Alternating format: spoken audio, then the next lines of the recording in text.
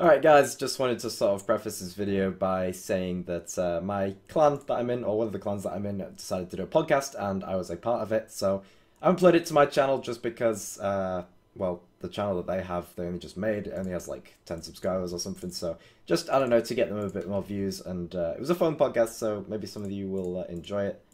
Went over some pretty important topics about Ironman, that sort of thing, so if you're an Ironman, you might find it, I don't know, interesting, but yeah, a lot of high-level people in there, like Rank 1 and Hardcore and stuff like that.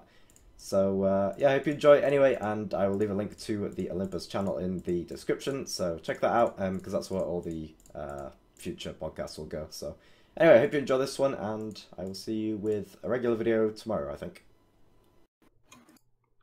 Alright, hello everyone. Welcome to the first Olympus podcast. My name is Fraser, and I'm one of the leaders of Olympus.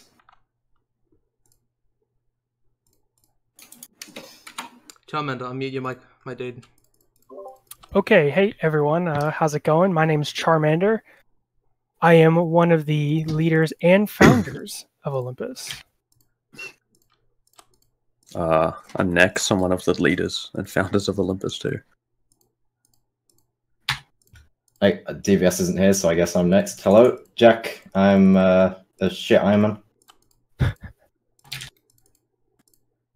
Hello, I'm Mickey. I'm a hardcore Ironman.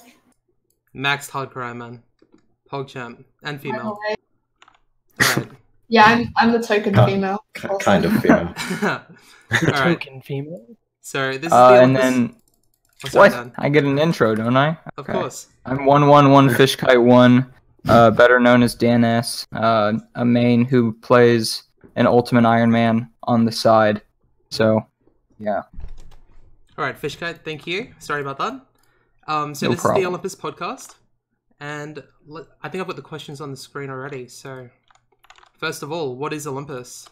So Olympus is a high-level Ironman clan that we opened up about 6 weeks ago now, and it's time for a podcast. So I'm just going to go ahead and get into the next question. Why was Olympus formed?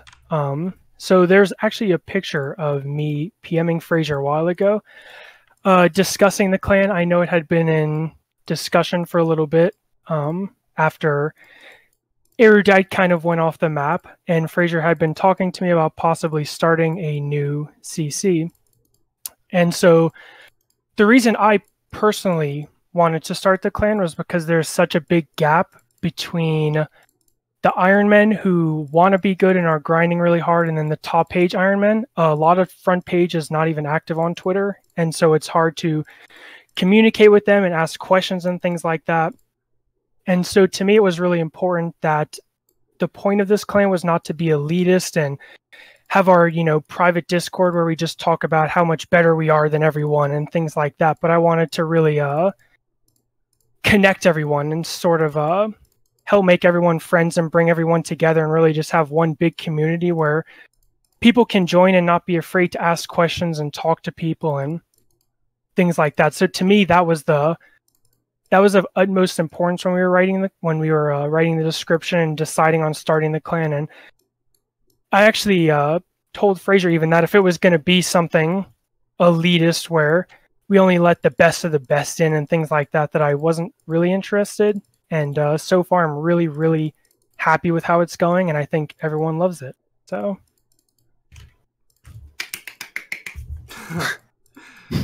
thank you. Yeah, I think that's exactly it. We just wanted to make a clan where it was more social for the high-level Ironmen, because in Erudite, which was the previous clan most of us were in, a lot of things were very elitist and almost toxic to a point where people just weren't talking, and the people that play the game a lot, like the top pages, are sort of also the people that don't talk a lot. And so we just wanted to encourage more of a friendly vibe in the community and make it more social. And I think socializing is really important for playing the game long term. So it's really important that we all started to talk to each other and even talk to lower level people. So I'll just let Nex have his chance to talk about this topic. And I just want to say the leaders of the clan are me, Nex, Dids, Charmander, and Aryabhata. So 5 leaders. Yeah, the clan's going really well so far.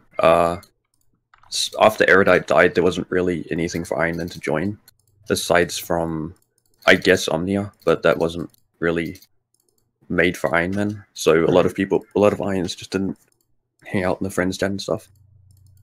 And yeah, that sort of revived the community, which is nice. Yeah, another thing that reason that I was so adamant on, not being elitist was because I started off in Erudite. I remember I applied, I think I was maybe close to 2100 total when I applied, not exactly sure. And I remember joining the CC and seeing the best of the best at that time, like Tyler at the top, rest in peace, Tyler. People like Parker and Vatty all in there, who I had watched so many of Vatty's videos, and I was such a big fan, and still am. And when they would talk in the CC and join Discord voice and things like that, I never felt like, not to be cringe, but I never felt like I was cool enough to join the voice chat. I felt like it would be really awkward if I joined the voice chat or said something in CC, because these are guys that have been friends for a while and have like played Ironman together since the start. And so to me, again, like I said, I didn't want that to have I didn't want to have that atmosphere in the CC. And so, yeah, that was another really big driving factor for me. Right. So next question, what are the requirements for Olympus? So for Smiley, we got 2100 total level on an Ironman account and 2200 for a recruit. After that, max total or top 300, because we have some snowflakes for 2 banana. Top 75, no, top 150 for 3 banana, top 75 for bronze star, top 30 for captain. And the leaders are the gold stars in the clan. And all of the leaders are top 30 anyway. Alright, there's not much more to say about that. So, not much. First I have question. one more. Oh, sorry, okay. Go ahead. The only thing I want to add was, if you're an Ultimate Ironman, those ranks are definitely not set in stone. We don't really have a way to measure Ultimate Ironman EHP super specifically right now. So if you are an Ultimate Ironman, you're interested in joining, your best bet is to just message a leader or tweet at us and send us your stats, why you want to join, etc. Things like that. Same for Snowflake accounts. Like if you train only runecrafting or something, we're not going to like exclude you from the community.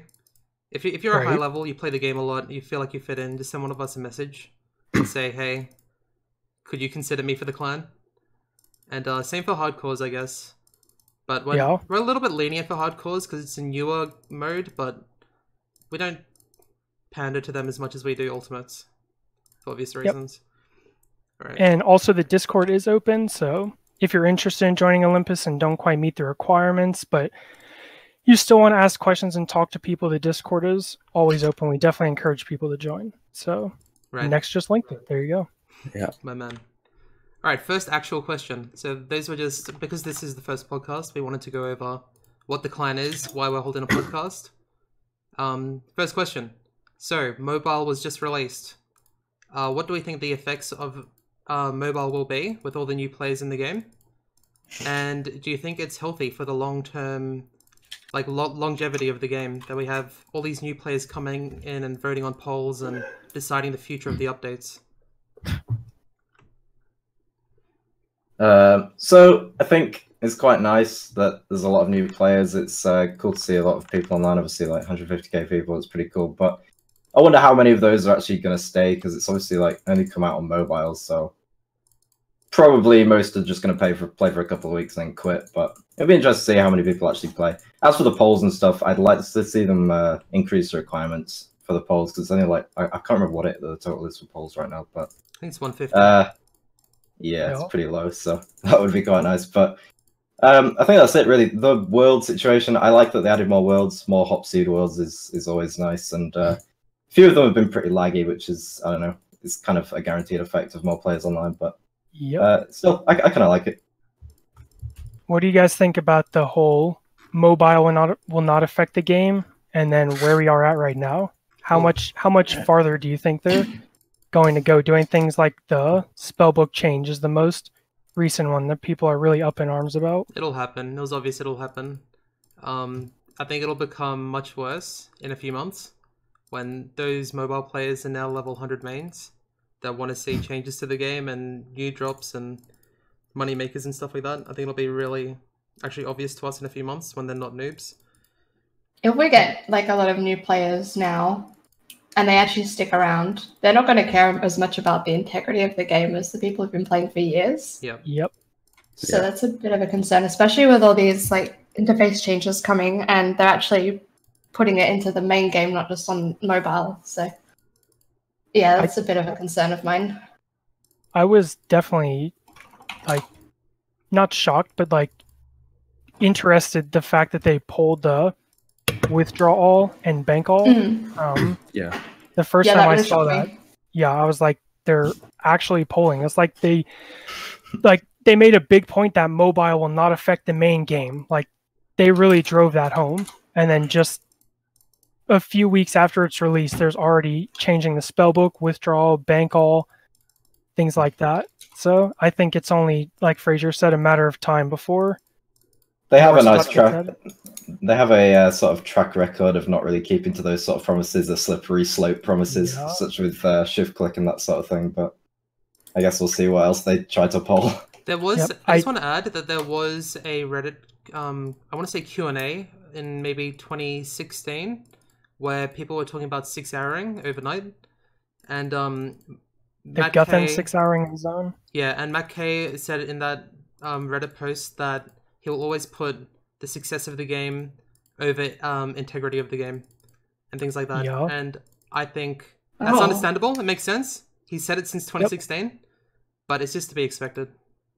Makes perfect sense from a business perspective. Obviously, it's just something that it feels pretty meaningless to, quote unquote, fight against it anymore. I think the best course of action that I kind of take is just accept it and just accept that these things are going to pass. Pretty much any sort of buff or anything that gets pulled at this point is pretty much always going to pass. So just something you have to get used to and use, I guess. Yeah, a lot more things are passing now than they used to. Yeah, I would love to have that withdrawal and bank all pulled for a few weeks after the start of old school, just to have it compared to what it's at now. I think there would be a very noticeable difference in that.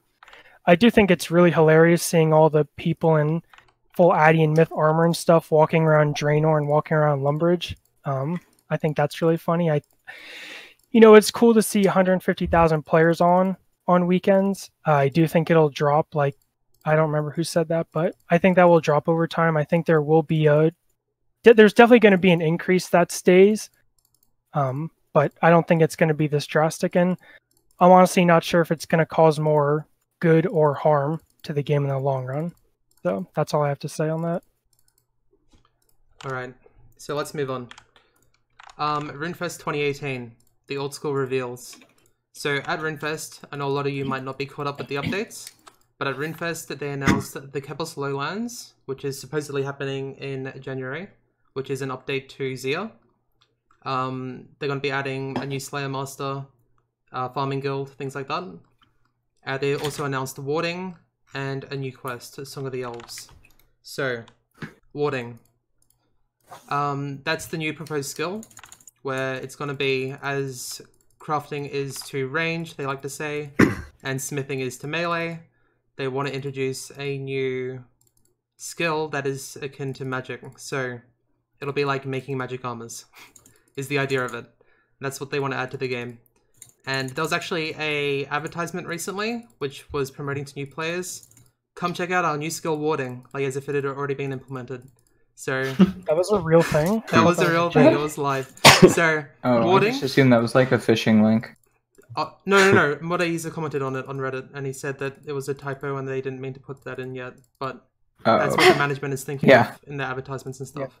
Yeah. They're definitely thinking that. So Warding, first impressions: is it healthy for RuneScape? Is it the right direction? And what changes would you make? This is me first again. So I guess Warding is a decent idea, but I don't know, I'd like to see them add more to it, because it's pretty shit right now. There's not really much you can do with it, it's not very useful, because I know they suggested adding some more magic armor and stuff, but I mean, it's obviously not going to be as good as Ancestral, or maybe even Arims, so I don't know. I don't see it being very useful at all, really. Whether it'll pass a poll or not, I'm not sure. I yeah, I think it might actually because of the influx of sort of new players. They sort of want to see new content all the time. But obviously, Sailing and Artisan both failed the polls, so I don't know. We'll have to see. I hope it doesn't pass, to be honest. Right. The only big pieces of content that haven't passed polls historically have been new skills. So it's not like absolutely a foregone conclusion. When they first mentioned Sailing, people thought the same thing. Like, oh, all these new idiots are going to want to sail. It's going to pass 100%. But people are surprisingly resistant if it's something that they're going to have to grind to do their quests or PVM or have optimal stuff or whatever. Having a new skill doesn't necessarily make the game easier. It provides more things for them to do. So I'm not like 100% sure it's going to pass, mainly because it doesn't seem that fun. Yeah, it looks extremely boring to train. I'd be surprised if anyone actually wanted it. And they're like, go ahead. Just because it makes sense doesn't mean it should be added. Like I don't want another crafting. Yep. Like that's not fun. Also, yeah, I 100% agree. Yeah, I actually like the skill cape reporting. I think that's the one good thing about it. But aside from that, the content seems really lacking. It seems really boring. I don't think we need another smithing, crafting. Like those skills are kind of boring. Smithing, what goes up to like a rune? So what's warding going to go up to? I don't know. It just seems really pointless to me. I feel like maybe if they revisited some of the older skills that they've tried to pull, we might get some better reception from the community on them now than we did a few years ago. I think they sounded cooler than warding, to be honest. That's just my opinion. I think a lot of their... I agree with that. I think a lot of their big push on warding is that it makes sense, which is not at all a good reason to add a new skill. Just because we have crafting doesn't mean that we have to have the counterpart to it. They're really pushing, you know, we thought about this a long time, and you know what, guys? It makes sense. And that's like their big thing. And I think I'm not sure if like what they put in the dev blog is all they plan to have on it. If that's all they plan to like have on the skill on release, I think it's pretty sad and I can't really see it passing. Another thing to consider, it might be a small minority, but the more players we get max, especially that aren't, you know, extremely good or extremely dedicated to the game, who don't skill for fun and who thought they had to go, you know, through this humongous rune crafting grind and things like that. I think the more of those types of players we get in, the more of them are going to vote no because they don't want to skill anymore and they just want to keep their max cape. And I don't think that'll have a huge issue, but I think, when did they say they were going to poll warding? Like a year from now, something like that. Christ. So that's just another thing to keep in mind when you're trying to decide if it's going to pass. So. Right, and also one thing with warding is they like to say it was just a rough idea of a skill. But that's been the same with Sailing that they've proposed in the past, and same idea with Artisan, is that they just gave a rough idea of a skill. Neither of those were fleshed out either. And in my opinion, those two skills were a whole lot more exciting than warding. And personally, rather than warding being added to the game, I'd rather all three skills be added at once. Like if they're going to fuck shit up, at least do a good job. Warding, Artisan, and Sailing? Yeah. Could you imagine they release 3 skills? I would much prefer that than just warding. Warding is fucking awful. Warding is so boring. It would at least be more interesting, yeah. I mean, warding's boring, but it being boring doesn't necessarily mean it's gonna fuck shit up. It just means, like, I don't know, I might wear a different set of stuff when I barrage next or something. I don't know. Right, but like there'll be like implications on like Hunter and whatever else you have to train to level warding. Farming. And like, why not just change the whole game if you want to change it so severely? Like, warding will have a huge impact on the game, on all sorts of skills. Like, people that have done 200 Hunter, obviously that only really applies to us, the high-level players.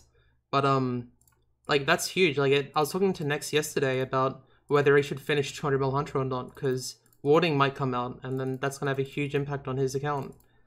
And I mean, finishing any skill, like, there's always, I mean, if you finished... I don't know. There's always going to be more bonus XP and little things. It's macro to never finish 200 mil in anything, but it feels good to get a permanent rank or whatever. Yeah, that's fair. That's something. Yeah. Something that I've definitely been like thinking about and considering on Ironman, especially. There's so many skills where it feels like I just shouldn't train this. Like I should just wait because something's going to come out. Like Fraser and I and Nex, I think, are 200 mil thieving. And then they just add hop seeds to master farmers. Like it is super buff to make birdhouses a little bit easier to do. And like that kind of stuff happens all the time, especially on Ironman where you have to gather things. And so I think you just eventually have to get to a point like Dan or Fishkite said, where you just accept that it's macro to not finish anything and just acknowledge that sometimes you're going to miss out on stuff. Yeah. But my main point there was that sailing is more appealing to me than warding. Artisan is more appealing to me than warding. Every little part of that, like that their real argument was this is only a small part of warding. What we're showing is just a small part. We'll have more ideas. But the same applies to sailing. They only showed a small part of sailing. There'll be more to sailing. Sailing's way more interesting, in my opinion. And I'd much rather sailing or artisan be in the game. Or I'd rather all three than just warding. But yeah, I'm not a huge fan of the skill idea. I don't like it. I think the other proposed ideas are a lot better. I can't see it adding like noticeable stuff to the game, like things that make the game more enjoyable or, you know, more fun to play. The skill doesn't even look fun to train. At least, like you said, sailing and artisan look like they would at least have something behind it. Warding like just looks like something to add because they can, honestly. Right. Alrighty. Next up, the new quest that they revealed, Song of the Elves. Does anyone have any strong opinions on this quest? Are they excited for it? Does anyone like quests? I don't really. I like that they're filling in the area, I guess. That's pretty cool. Do you want Is to this give a proof quest? Yes. Yeah. Okay. This is the first time I'm hearing about it. Fraser, do you want to give like a quick rundown of what's supposed to come with it? Because I think there's like, they talked about the agility course that I think they might put it in, and there's like a mining boss and stuff. Right. Let me click the link on the site. So it's gonna be, it's like continues on from Plague City, Biohazard, Regicide, Morning's End Part 1 and 2. It's like that quest line. It's called Song of the Elves. Let me click and see what the rewards are. So there's gonna be the Gauntlet, where the PVMers among you, we present the Gauntlet, a brand new challenge requiring players to start from scratch with no weapons or armor. So that's what they talked about, sort of like an Inferno-esque sort of challenge. That'll be part of this quest. And looks like they're also introducing crystal armor with this quest, as well as a skilling boss. So what were the rewards of the Gauntlet again? They discussed them briefly, didn't they? Or did they not? I can't see it here on the dev blog, but I assume it'd be the crystal armor and things like that. But yeah, that's the idea of the quest. Is there anything big like that could change the game? A new agility course? They discussed adding a new agility course to that for sure. Is it on top of the Grand What Exchange? level is it? Yeah, it's not like proof and RS3, I assume. What did they say? What level the agility course was, or anything like that? I can't remember. They haven't decided yet, but they were talking about it on Twitter. I saw Modaiza talking about what sort of rates and what level they should make the quest. And I remember responding with a troll response like, make it like 90k XP an hour. And I think they just want to make it a little bit above Arty, is from what I can tell. Or maybe a little bit under Arty. I'm not sure. But nothing's set in stone. Okay. Well, if it's under, that's kind of dead. So they kind of have to make it a bit over, don't they? Yep. I would think so, yeah. Yeah, like the one niche, I don't even know. Like something that, I don't know, Kandarin is like best from 60 to 80 or something. But other than that, like, I don't know, there's no problems with agility. If they want to add something click intensive as an alternative to rooftops pre-99, like, or pre-87 or whatever, like, yeah, 60 go to for 87. it. Yeah, but 60 to 87, you're just on one course and it's pretty fucking boring. So, like, if they want to fill in something, that's the only place that I can really see. But at the same time, it's supposed to be like a big Grandmaster quest, right? I guess if the reward is the whole city rather than the agility course, then I think that's cool. What about if it was like slightly more than Arty, but really like click intensive? Then you've got yourself werewolf agility. So, no. What's werewolf's XP? 71k. That's Jebram. Oh, okay. Jebram says 71k. Yeah, okay. I've seen Jebram doing it, but I didn't know the XP. Oh, and it's the fastest pre-99 too, you're right. Yep. Alright. Next question, next topic. The Kebos Lowlands. So the Kebos Lowlands is coming January, I believe. And that'll be including the Farming Guild, aerial fishing, and the new Slayer Master and Slayer monsters. So that includes the Hydra, the Dragon Hunter Lance that we hear about a lot, things like that. So, Jack, what are your thoughts on the Keppel Slowlands, the Farming Guild, all of that? Well, I like the Farming Guild. There's only one part that I don't really like, which is the anima patches, I think they're called. Seem a bit OP with the increased yield and that sort of thing. So That's the it depends how boost, much, yeah, the global effect. Yeah. It depends how much of a boost it is, but I don't really like that much. Kind of like the new herb patch because you know, herb patches are cool. But aerial fishing, I don't really know what that is. So I didn't really read the depth one. I'll talk about aerial fishing because I think it's important. I think it might actually be new EHP method, just like underwater agility. Because they like to quote rates. For example, they said underwater agility would be 30k an hour and 110k thieving. And it's not. It's about 2 times that. So aerial fishing is... The idea is that you hold a bird and you throw it at a fishing spawn and it catches a fish. And they say in the blog here... Like falconry then. Yeah, similar to that, right? Falconry fishing. So they say at level 99 fishing and 99 hunter, you should expect to earn 60k fishing and 80k hunter an hour. And 15k cooking. Is this their second? No. Wait, yeah, the other one's fishing and hunter too, right? Like, what? Like underwater, the drift net. That's Exactly. the same. Yeah. They're adding another multi-skilling method for the same 2 skills. Yes. Is Maz designing it?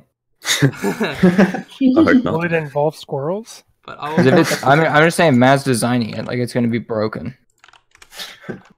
So 60k Yeah, fishing, actually, this is- 80k hunter. Those are This brings pulled up like rates, a clarify. potential problem Yeah, pulled of rates. the future. They might like bring out the combo skills as well. Like if this becomes acceptable, if this like changes the way hunter and fishing are going to be done, then it's possible they're going to bring like other combo skills in the future as well. Sorry, Now for opposite Iron Man reason. specifically, like you do, like fishing, you're just barb fishing, so you're gonna miss out on some agi that you wouldn't have gotten otherwise. Hunter, are the results of Hunter extremely important? Whether that's chins or Irby, I don't. Not really. Not a big deal. Not really. Okay. No. Alright, Do you guys? one sec, I do did boat houses? hijack Jack there to talk about aerial fishing, so I'll let Jack finish his Yeah. thoughts on Farming Oh, yeah. Guild and the new Slayer Masters, and we'll continue Well- in the order that I've got here, so... Okay. Jack. I'm pretty much done with the Farming Guild. I don't know, the new trees look alright, I guess, the redwood trees, but I don't really care about those. The Slayer is cool. I like Slayers, so new monsters is always nice, and excited for the Hydra as well, that sort of thing. That's pretty much all I wanted to say. Alright, next. What are your thoughts? Yeah. It sounds cool. I'm excited for the Dragon Lance. That's pretty much it. Like the Farming Guild and stuff sounds cool, but I just hope aerial fishing's not OP and nothing in there's really gonna come out too overpowered. What do you think of the Farming Guild next? Are you excited for that? Do you think there's anything going to be OP in there? The patch-wide stuff is a bit weird. I'd rather that not come into the game. Because Herblore nerfs aren't really great for Ironman, but I don't know. I don't really mind. Right. Mickey? Yeah, I'm 100% the same about the global patch. I really like the sound of the Farming Guild. I was reading through it and I thought most of those things sounded pretty good. Yeah, I just got a bit at the global part of it. I think, yeah, you can't really keep making Herblore worse and worse. They also mentioned a dragon fruit tree and a redwood tree. What are your thoughts on that, Mickey? Have you heard anything about that? Yeah, I kind of read through the dragon fruit tree. It's not a kind of boring fletching boost. That's all it does. It's not Yeah, much plus kind of 4, I farming think. XP. Yeah, that's the main thing. The farming XP was is a bit more, but like I don't think it's that bad Okay. in my opinion. I think that's fine. Charmander, what do you think of all What was these? it? Sorry, Fraser. What was the other one? So there Dragon was... fruit tree. Oh yeah, dragon fruit tree and redwood tree. Redwood. Oh, the redwood. Yeah, that's right. Well, I like the redwood because I can do more redwoods on mobile. Well, from the proposed map that they've shown us, the redwood tree will be right next to a bank, from what I can tell. Yeah, So- but the redwood now is like really close to a bank anyway, Right. and they're not that fast to cut. I don't think that's OP or anything like that. Okay. Charmander, what are your thoughts on the Keppel Slowlands? I think it's cool. I think a lot of people have been looking forward to the Farming Guild for a while. I forget who I was discussing it with, but we were talking about the anima patches. And one thing to keep in mind with those is I'm pretty, like, almost positive they said the seeds for the anima patches would only come from that farmable demi-boss, which you could only get, like, the ability to kill from harvesting, like, randomly from doing farm runs, essentially. So I think one thing to keep in mind when you're thinking about, like, how busted and broken it's going to be for Ironman is that the anima patches aren't, like, they don't live forever. I think it's 3 days, I think is what they have in the dev log. So it's 3 days you have that time to get another demi-boss, like, seed or token or however they're going to do it. And then you have to kill the demi-boss and then get the specific anima seed you want. So I do sort of agree that it just feels like, you know, they're just adding it to add it. But, you know, I'm always against Ironman devaluation. Do I think it's going to pass? Almost certainly, because everything's going to pass. I think it's fair to say all of these updates will pass. Yeah, almost certainly. Wait, was this not polled? I thought this was polled. It'll be polled. Not yet. No, I thought it already was. Was it? I actually can't remember. It might have been. Yeah, it already passed, I'm pretty sure. Oh, okay. Well, this is coming to the game in January, they've said. So yeah. So that was like, people were like, everything has 85%. That means people will vote yes for anything. And then other people said, that's because it's good content is why it's passing, not just because it's new. Was like the argument that I saw. Charmander, I just want to finish. There is a new Slayer Master, new Slayer monsters, new drops. What are your thoughts on those? I think the Dragon Hunter Lance is a very good update to the game, specifically for Ironman. I had mixed feelings about it because I got my Dragon Hunter crossbow on like 30 KC and Rigor like 2 raids later. So this, you know, the Dragon Hunter crossbow I think is still better. I think Higer did some calcs and, like, unless you hit a pretty nasty BGS spec, the Dragon Hunter crossbow is still more DPS. But I think especially for people like Vaddy and myself who just hate Raids 1, that's like some of my least favorite content to do in the game. And with how, like, necessary Vorkath is to do on an Ironman, I think that, you know, because right now for Vorkath the gap is like Blowpipe versus Dragon Hunter crossbow, pretty much. And, like, that's an insane gap for Ironmen who have to go do Raids 1 to get the Dragon Hunter crossbow. And so I think giving us a different way to get another item that you could use on Vorkath is okay. I don't know how useful or good this Slayer Master is going to be. They said he's going to assign you to do monsters in specific areas.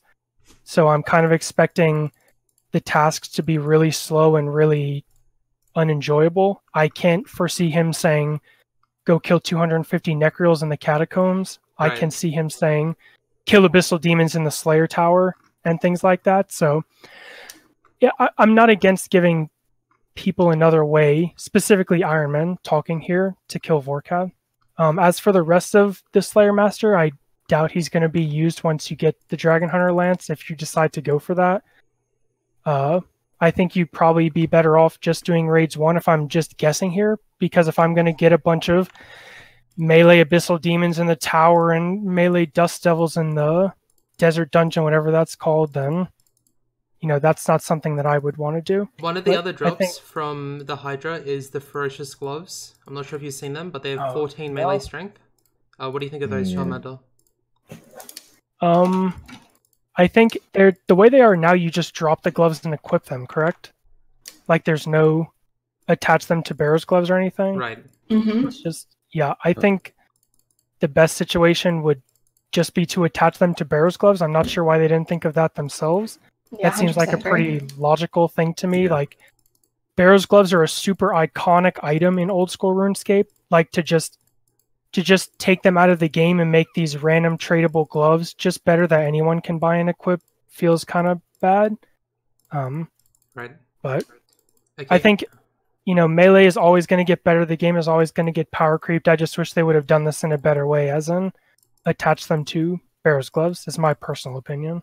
I agree. And finally, Dan S., what are your thoughts on Farming Guild, aerial fishing, and new Slayer updates? So, viewing this as Fish Kite, I think Farming Guild. I'm a big fan of farming on Ironman, specifically anything that has the potential to get me some herb seeds or something. I'm pretty down for that. Get another patch. I don't know. Like, I'll probably have to work towards unlocking this area, but pretty stoked to do it overall. Aerial fishing, they'll fuck up. New Slayer Master seems fine. I don't think it'll have too much of an effect on Slayer in an efficiency standpoint. I think it'll be a fun other way to slay.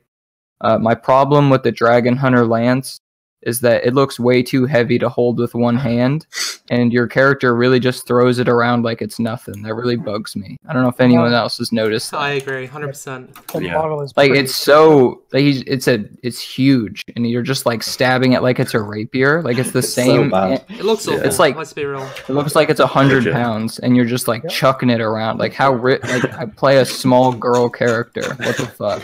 If Mod West watches this, I appreciate your work, but just start over. That is not good. Like, it looks Someone like make pretty that? decent. It's huge. It's huge. Yeah. There's a GIF somewhere. I think Aiza tweeted a GIF. Someone link it in the chat. And they were like, look how sick this looks. It's like no one can lift that. Yeah, especially not with one hand. It's gonna look so like overcrowded. Your character's gonna look ridiculous. You know how the bludgeon is two-handed and it looks ridiculous?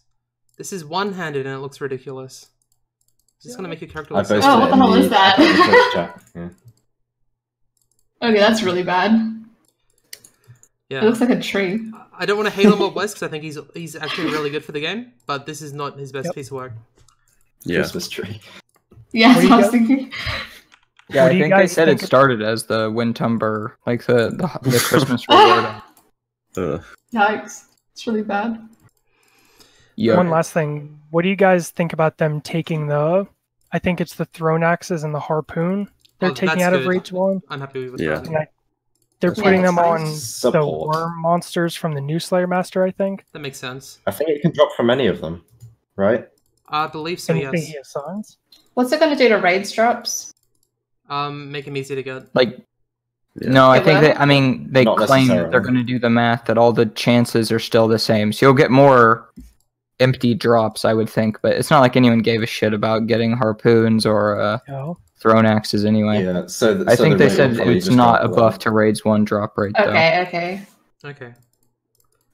I think those items should never have been on the Raids 1 table in the first place. So I think it's cool that they're actually taking items out of something and putting it in a different place. Well, those were some of the only items that passed the first round of Raids 1 rewards, if I remember correctly. Like, they pulled a whole bunch of, like melee gear, and like armor and stuff, and it all failed, and then they came up with, like, T-bow and everything else. So, like, yeah, it's just, like, this random group of, like, shitty items that happened to pass the first round. Yeah. I just How wanna- much is like Dragon Harpoon now anyway? Does anyone know? Wait, is the Dragon Sword still going to be on there? Or did No. they move? No, No, that's they're not- removing all the dragon drops. Hell yeah. Oh, okay. Um, That's pretty cool. They're also adding dragon knives, which will have a special attack, which shoots 2 knives. Don't know the impacts on PKing, but They're adding that onto the new Slayer table. I believe that's from the Hydra. No, you're Dragon right. That knives. is from Worms, Drakes, Hydras, and the Yeah. Alchemical Hydra. And other drops that aren't really interesting but are being added are the Boots of Brimstone, Devout Boots, Brimstone Ring. They're putting together an item called the Dead content. Bone Crusher Necklace, which is combining the Dragon Bone Necklace and the Bone Crusher, which I think that's a cool update because people use those items in conjunction. So, but the rest of the Can't items are you pretty dead. farm? I thought you could farm like new snape grass or something too. Like I was looking at it, yeah. like Oh yeah. being Like, that's able what to they're note. cactus. It might not be the most efficient way to collect, but as an ultimate, just being able to go to a tool leprechaun and note it, like that has pretty severe implications on the game mode in terms of gathering times and stuff. Obviously, you can just barely glance at ultimate herb lore and have a pretty big effect on it.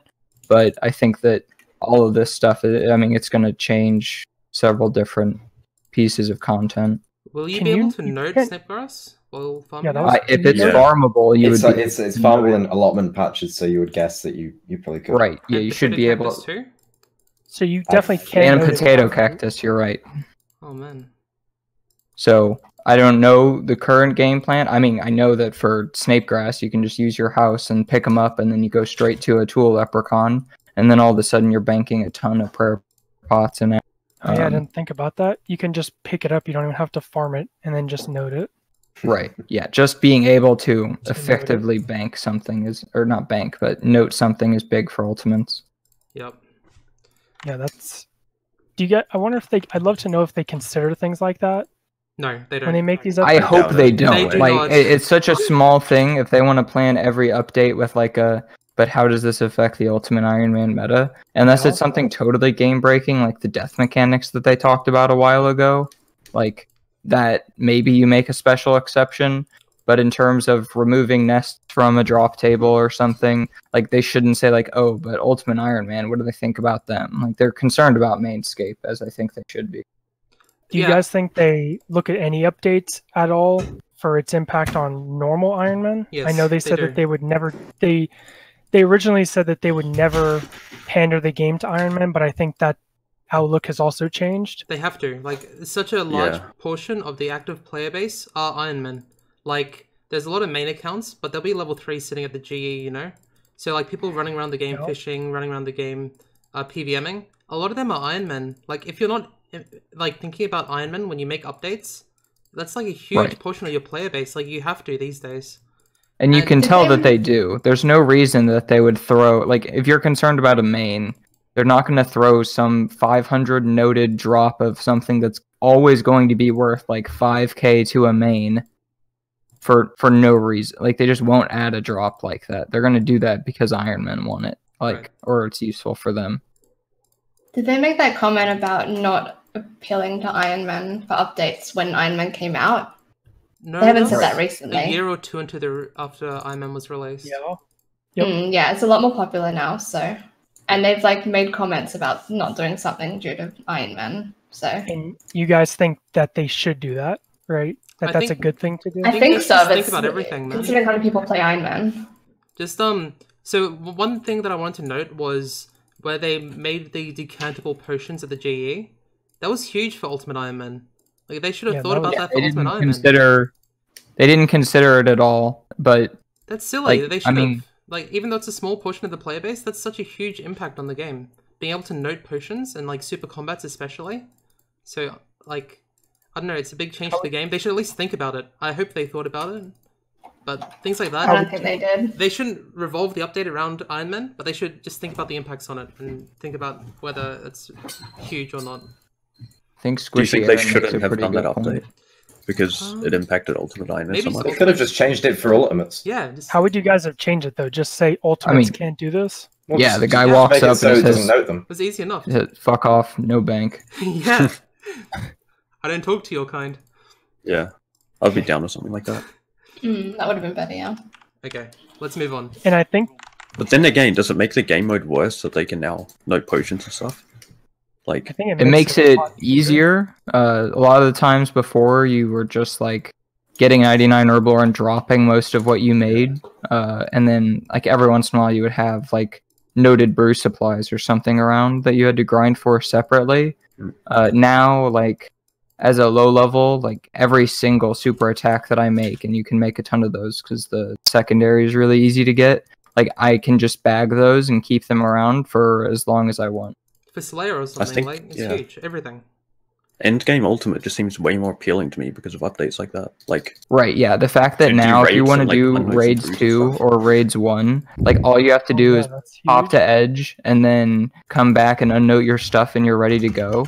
Like, yeah, That is it's good. more user that's so much friendly, nicer in my opinion. But it just but came it's so definitely late. easier. It came so late. Man. Yeah. If you play that mode for like 3-4 years and then this happens, like a fundamental change to the mode, it feels like shit. I've talked to a bunch of them and they don't seem to mind. Like 4 Yeah. or 5, and they seem to like it. A lot of them have quit, man. Like I know a few Ultimate Iron Man that have just straight up quit the game because like. Oh, I the think levels like too much. Lowlander and stuff, like 100%. I know for a fact he hates like the banks and stuff, and that's a big reason to why he quit. But Yeah, but this I stuff think for keeps the general happening. player, they If don't you've mind. played Ultimate Iron Man for more than a year, like I haven't. So like if once this impacts me, I'm probably going to be pissed like these guys are.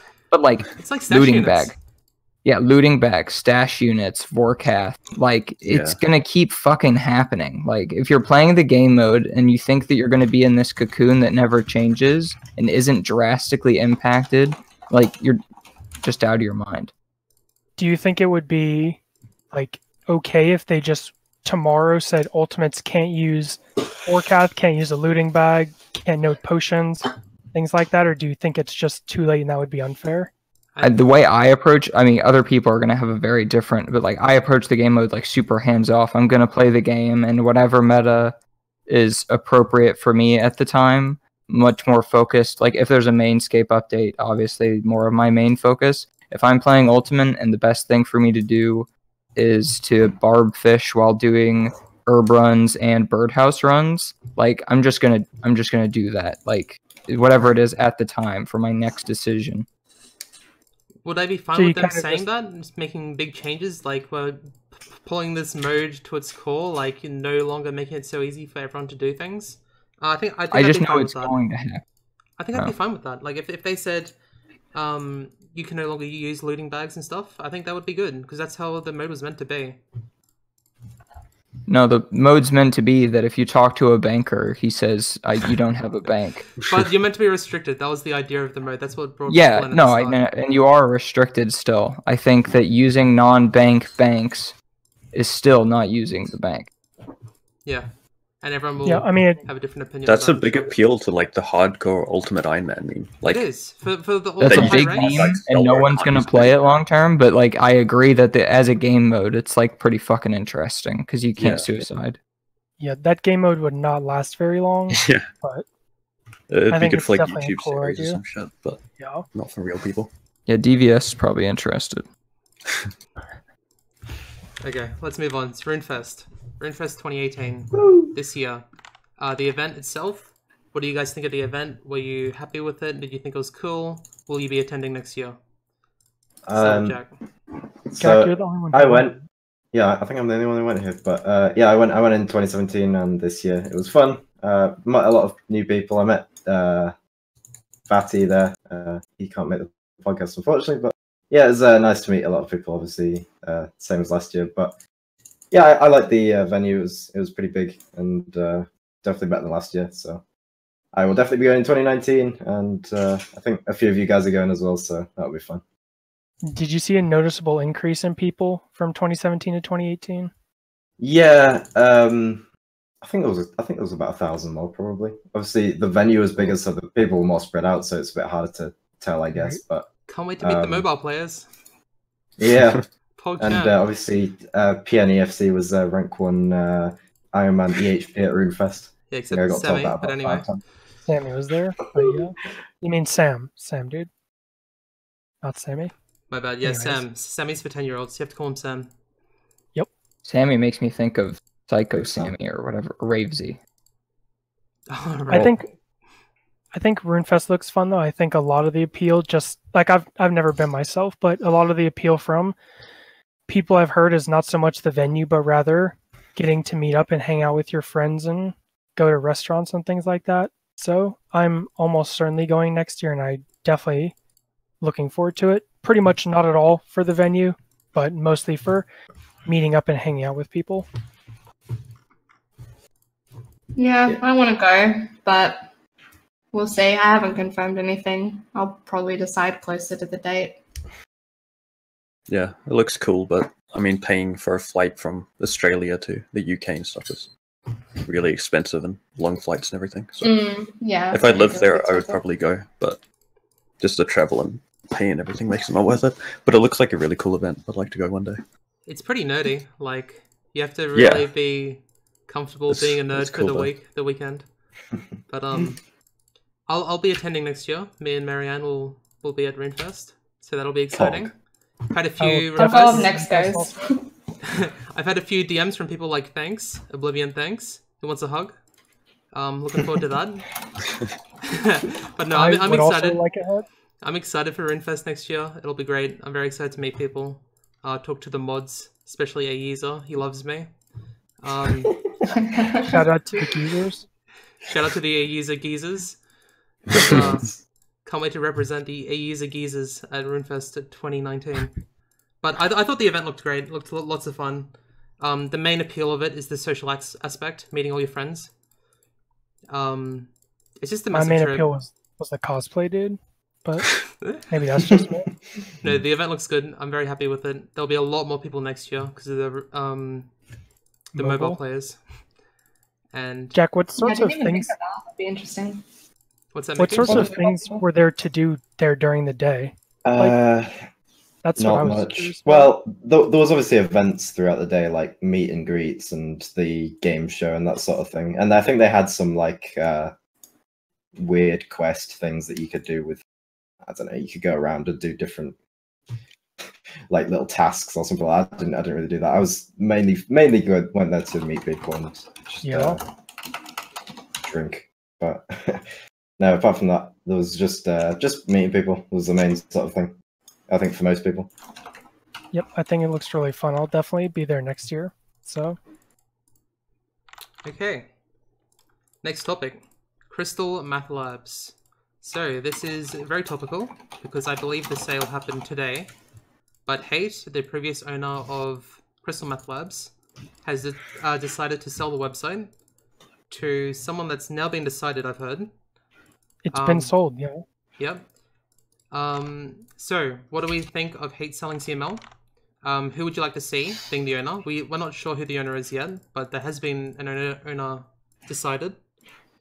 And how would you like to see Ironman EHP implemented to the website? Because right now it's pretty much useless. Like, we use it for criteria to enter the clan, because it's sort of the most accurate thing we've got.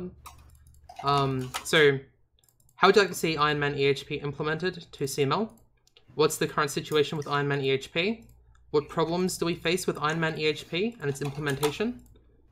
And we'll start with Charmander. What do you think of Crystal Math Labs being sold and Ironman EHP?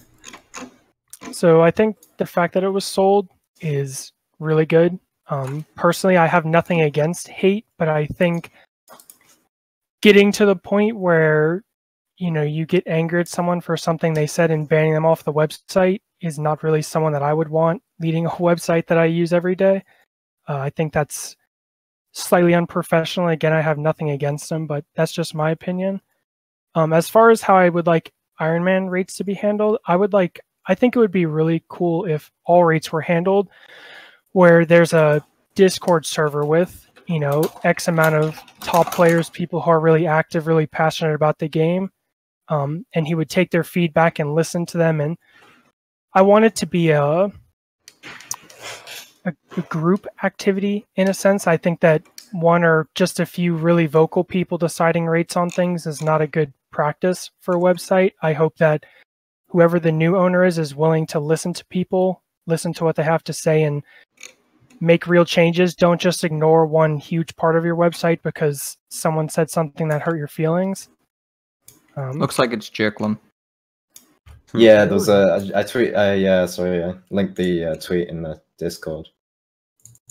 So I don't know how you feel about Jicklum, but I think he's alright, I guess. Yeah, I think Jicklum's a cool I think he'll listen to us. Wait, it's actually Jicklum. Seems That's like actually sick. Huh. Either that or I don't know. Like you said, like who could be the owner with like I don't know. He's definitely implying it's him. Well, and then Zulu replied, so it was you and Rice Bunny, and he liked that tweet, so... But Jicklum's also a troll. It probably is Jicklum. Well, yeah, I guess. But... So, I thought coming into this, so in the podcast question I did write, what do you think of Zulu owning CML? And my answer would have been, I would have loved Zulu to be the owner of CML. I think that would have been really good for the website and for the community. I think it's significantly worse to have Jicklum as the owner of CML. I think Zulu would have been a much more prominent leader, and he would have got Jagex endorsement and things like that, more advertisement for the website, would have been more interested in the Ironman community and listening to us. I think Jicklum will not be as good as an owner, if that is him, as the owner Terry of CML. says it's not Jicklum. Well, I would hope not, to be honest, because you need someone really intelligent to be able to talk to Ironman for hours, to understand where the rates come from and how to implement it, and also to listen to everyone's input as well, not just like 5 people. You want to listen to everyone. Yeah. And also you need to be able to explain the rates to people. Like, once the owner listens to a few people explain the rates to him, he then needs to be able to explain the rates to everyone else and make everyone else happy, Jacqueline would do such a love, poor job of explaining the race to everyone because it's so fucking complicated.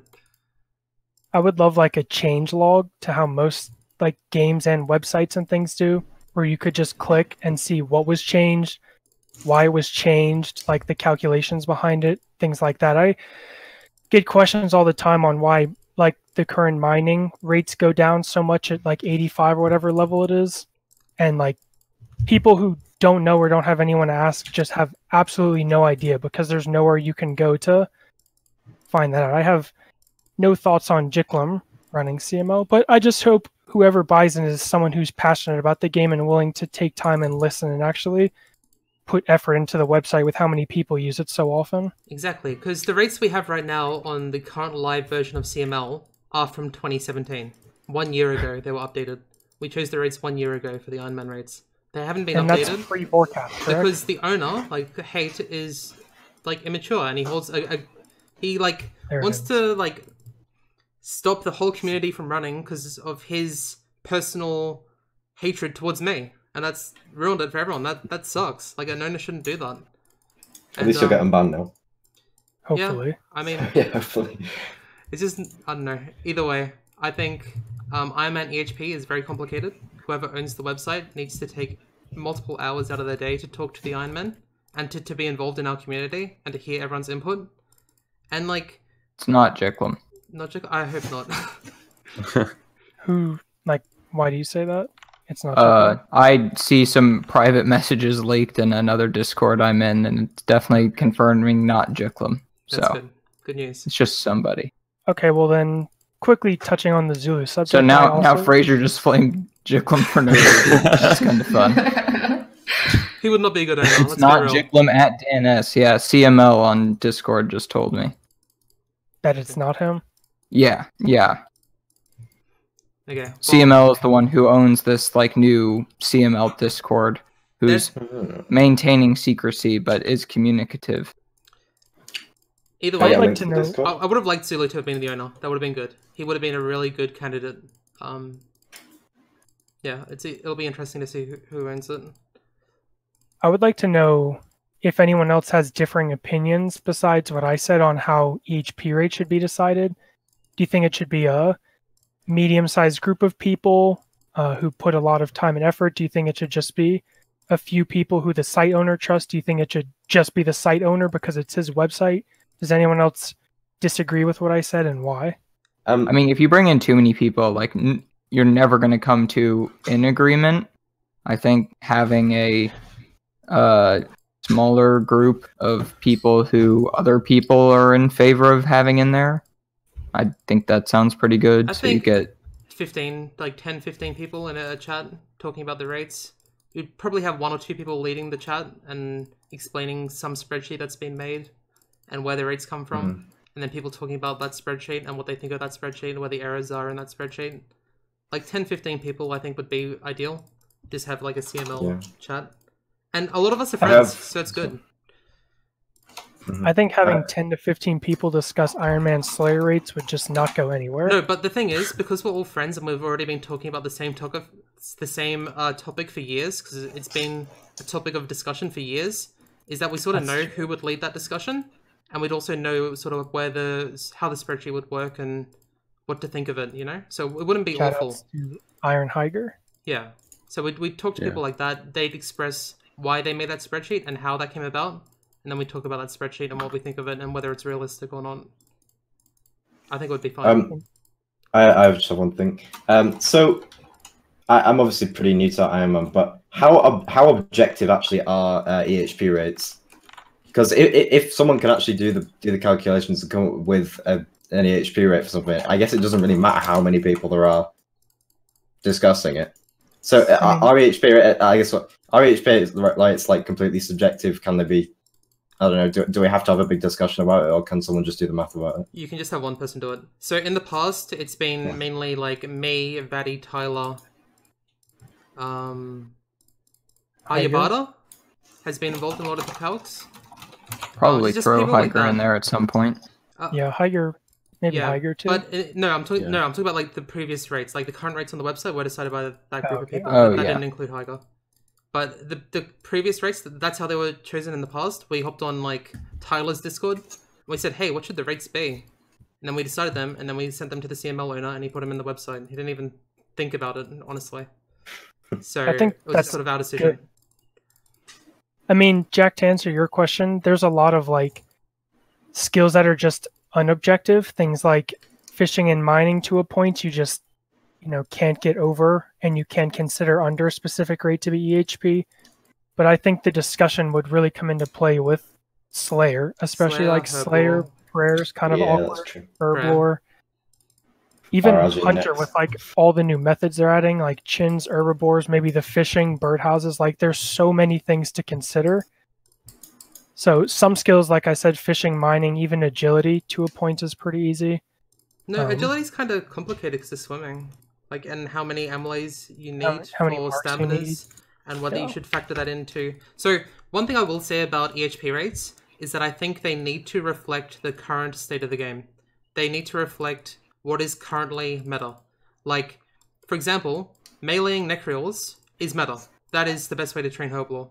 So, meleeing Nex should be Slayer EHP, even though I would never melee Nex, because I know that Slayer will be changed in the future. And I know that meleeing Nex will never be macro long term.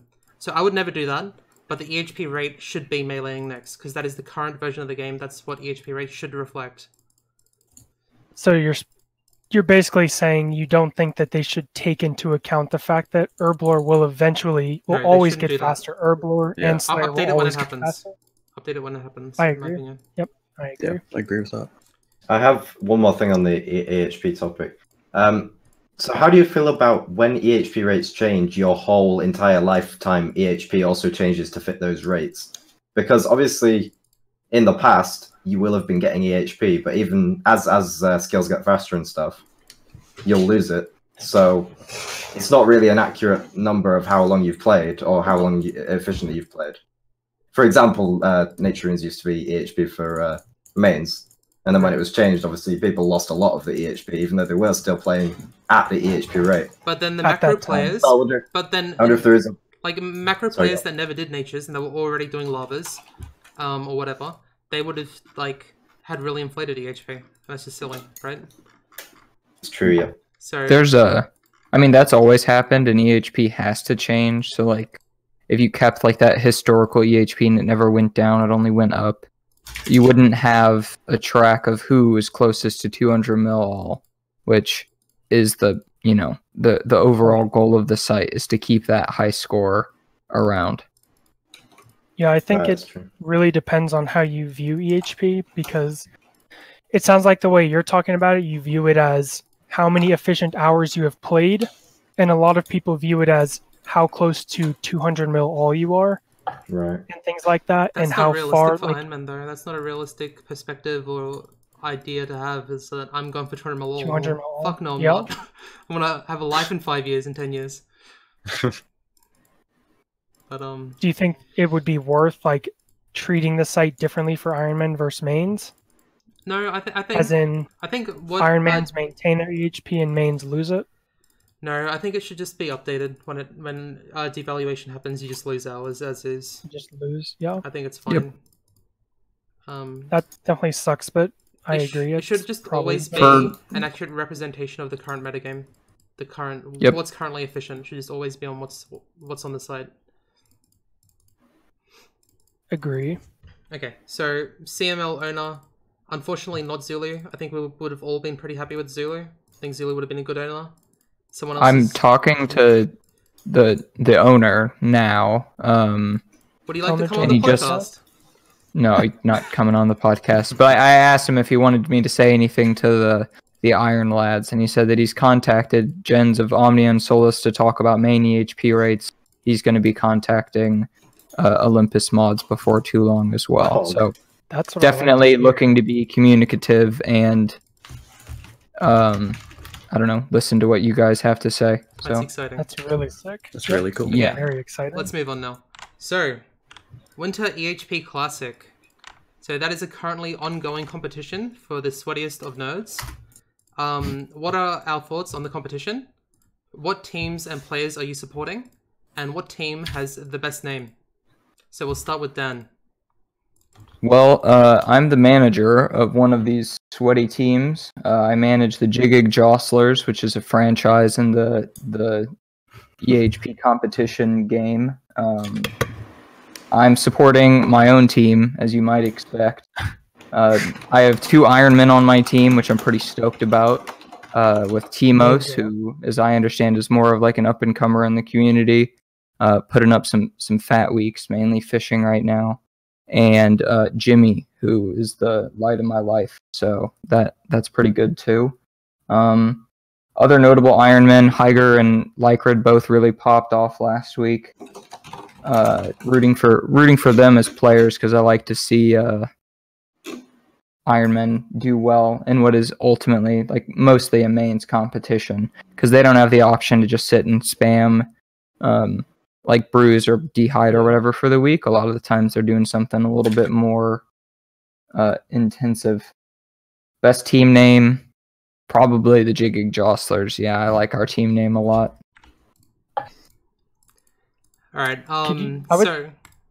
Really quickly, I would love to have some insight on the type of things you do as a manager, if you don't mind. Sure. I have no idea what you actually do besides just so say I own like the team. 95% of the work that is done for managing in terms of like that ultimately impact your team is before the draft. So the draft works just like any kind of fantasy sport that like I got the 8th pick in the draft. So like that's the last of the first round. And then like you have to plan out like different situations where in this case I want this person. So I picked Karma first and then Boogeyman second. But if Boogeyman's not available, maybe I want this person or whatever. So a lot of reaching out and talking to people beforehand. During the season, setting a lineup, engaging in trades, picking people up off the waiver, and motivating players, I suppose, is the last bit of work. Right, so I think the competition overall is a very good thing for the community. I think it's very social. It makes people talk, as you were saying, especially prior to the competition.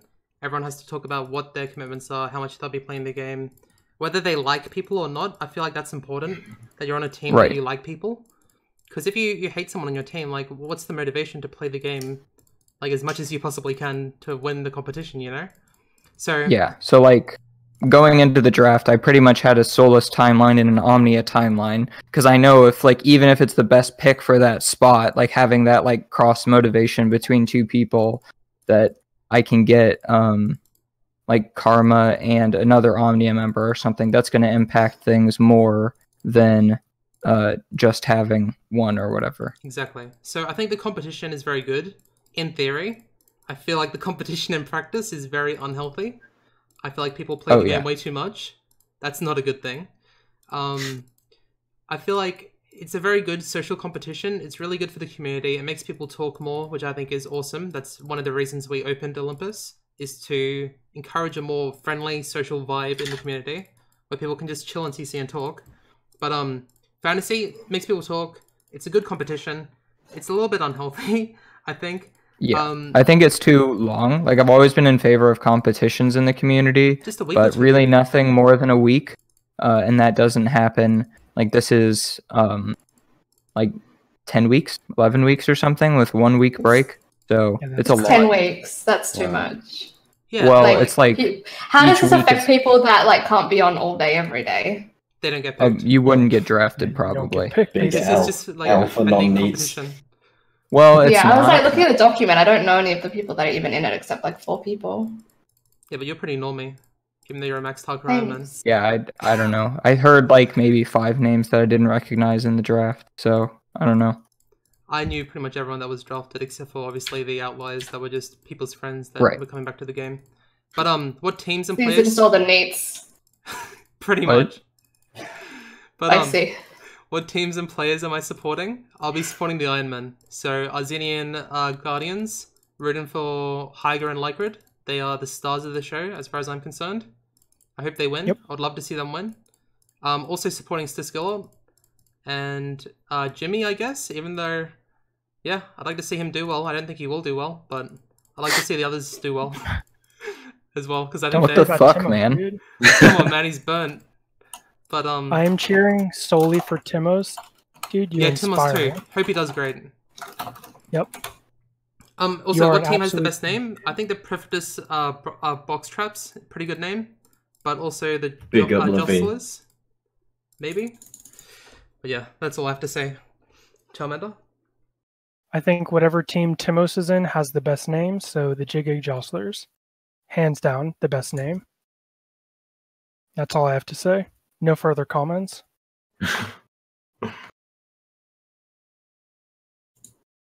Next, see that?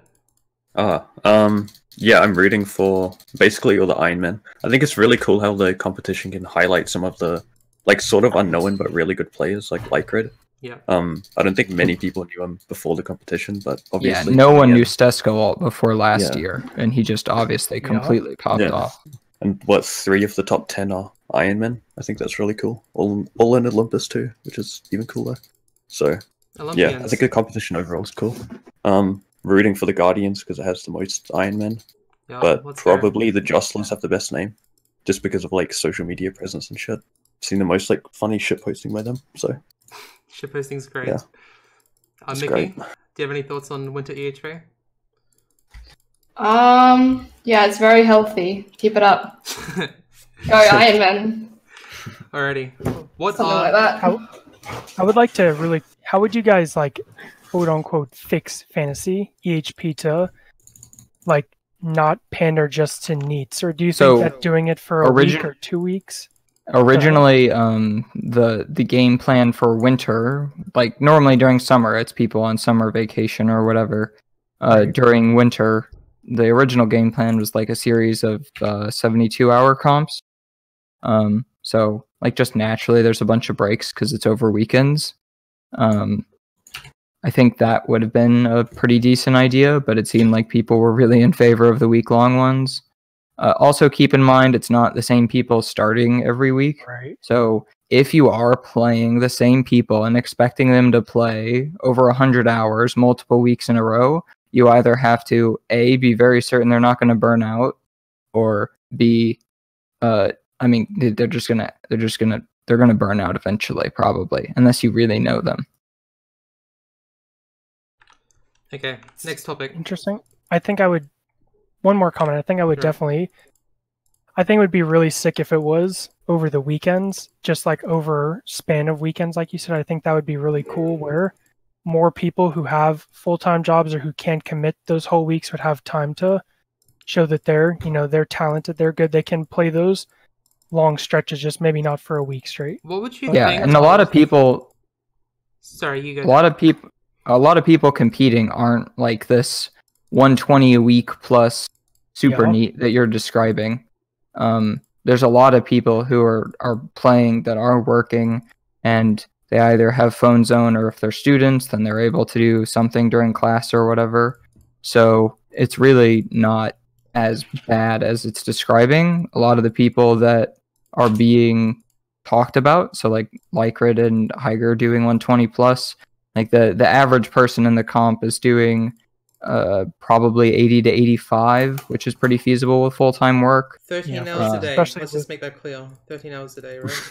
Well, that includes Nightmare Zone, 12 though, hours right? a You day? get 30 hours of Nightmare Zone. Of efficient. You get 25 of 1-to-1 Nightmare Zone, so that's like Oh. 50 hours of work. It's a lot of RuneScape. My record week with like 55 hours of work last fantasy was like 95 to 100. I would have to see what EHP rates changed it, but I know it's at least 95.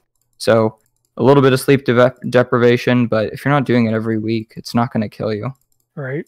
How many people are you allowed to have on your bench? Like, how many You people have do you 10 actually have people on the your team and 6 start every week. So you have a cycle of 4 that hopefully you're cycling in That's- and out every week. Pretty good.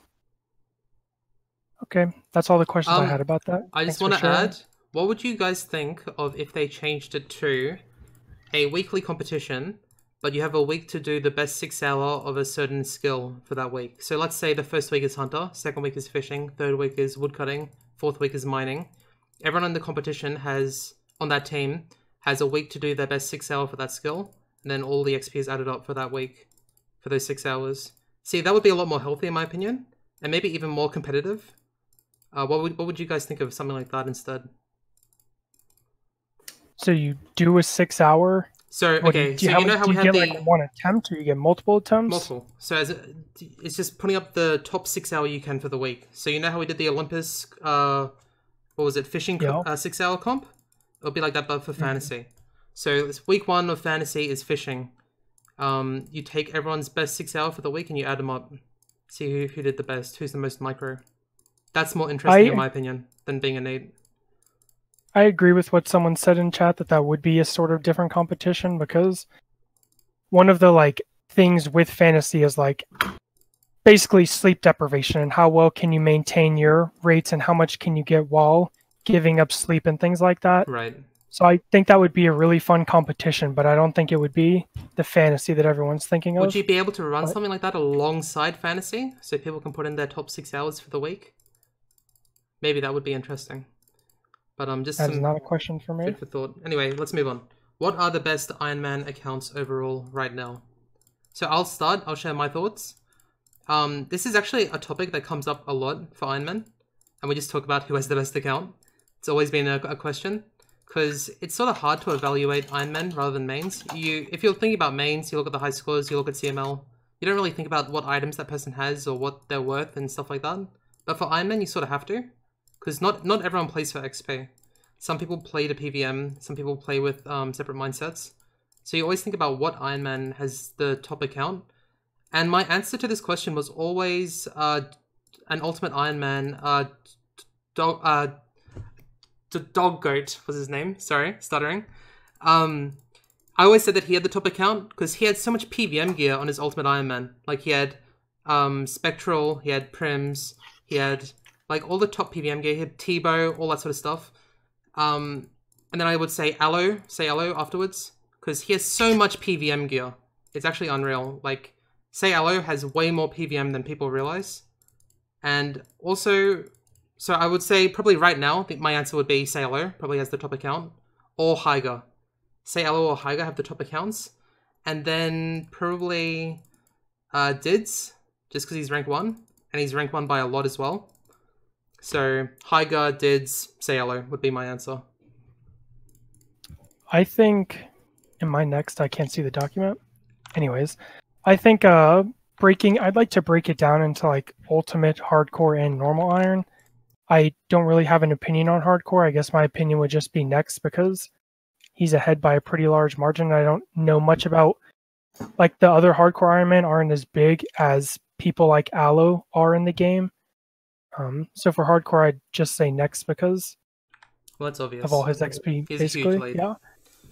For Ironman, I think probably Aloe, like you said, or if not Lycrit or Hyger, one of those guys. I think a bunch of XP is really impressive on an Ironman, but I think to me, I value, in terms of who has the flat best Ironman, I value your overall skill in the game. So, like, I love skilling. I'm trash at PVMing. I am utter garbage and I hate it. So I have huge respect for people like Aloe and Lycrit, who are, Lycrit can compete in fantasy and put up those huge weeks, and then he can also PVM with the best PVMers in the game. I think that's super insane. Huge respect. Yeah.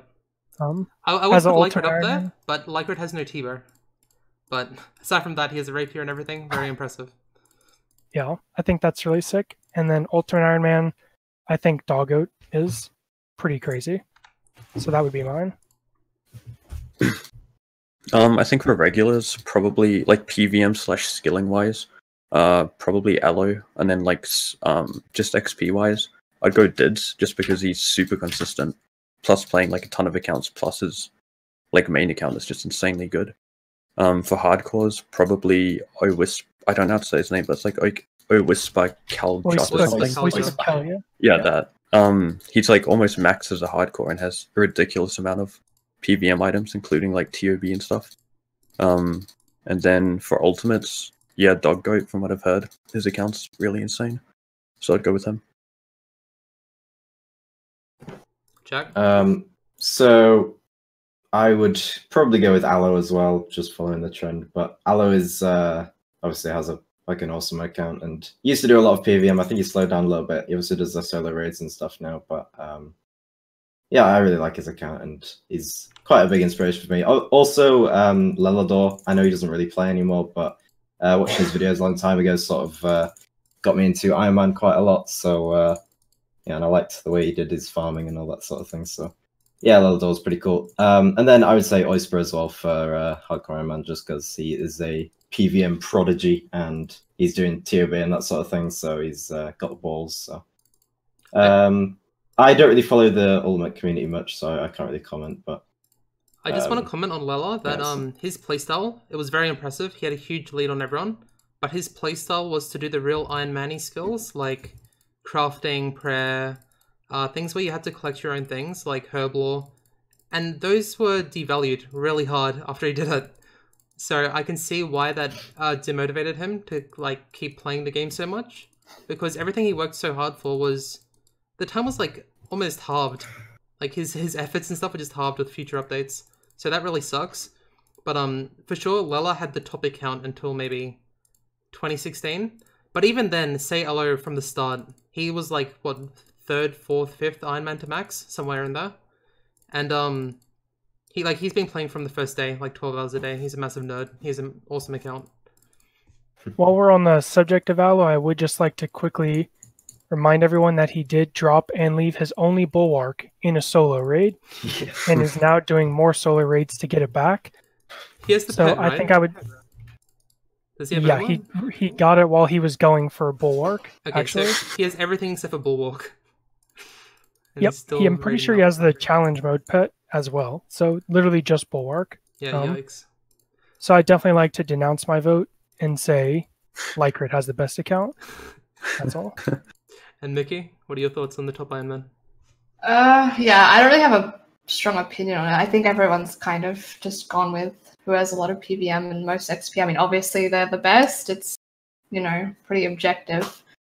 I think like on hardcores, those who have the most PVM, like the hardcores that are doing TOB are quite impressive. I don't see myself doing TOB ever.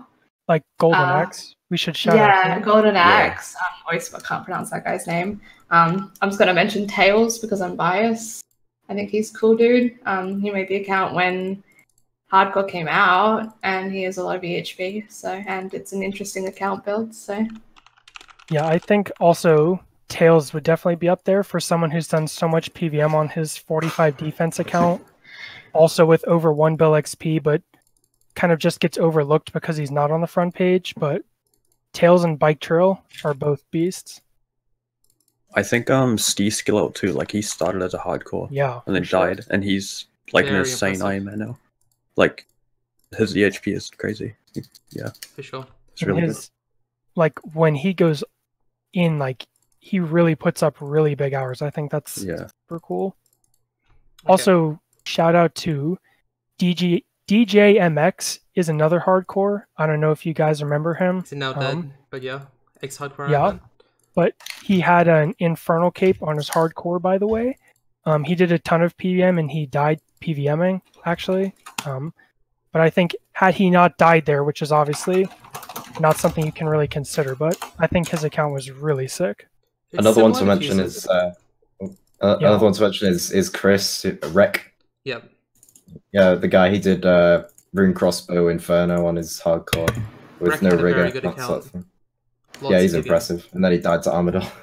Yeah, unfortunate. Okay, let's move on. The polling system.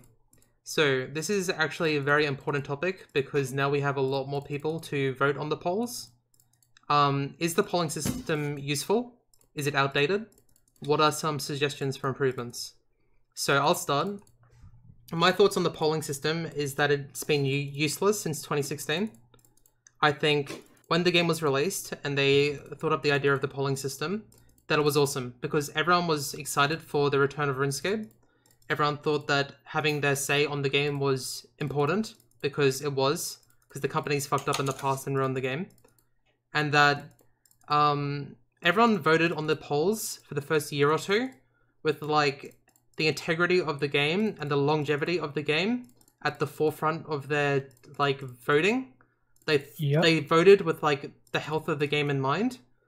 After 2016, shift click is poll, things like that. People vote for what helps them in the game from about 2016 onwards. That's no longer useful. You just, like, most things will pass at that point, because the people who vote are the active players, and they're the ones that are going to use the update, right? So it's not healthy for the game anymore, in my opinion. It's no longer useful either.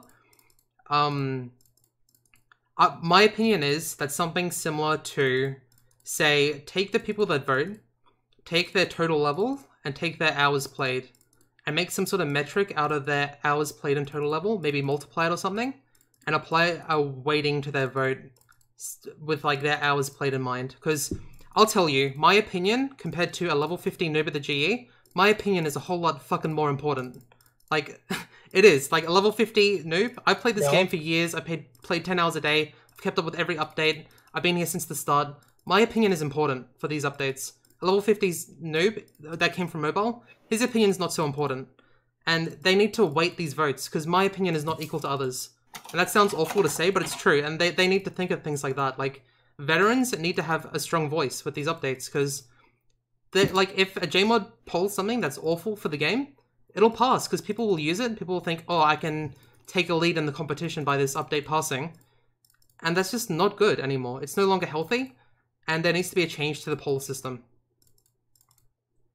Okay, so I definitely agree with your weighting, but how would you handle things like PvP updates and skilling updates and PVM updates? Because sure, I have, you know, whatever, 4,500 EHP, but I have no right really to vote in a PVM update besides like what I think on the surface, like that seems kind of bad for the game. And especially in terms of PvP, like I have no idea what I'm talking about in terms of PvP. Yeah, that's fair enough. So do you think that just because I've played for 4,500 hours, I should be able to say, delete the Gmall from the game, or what?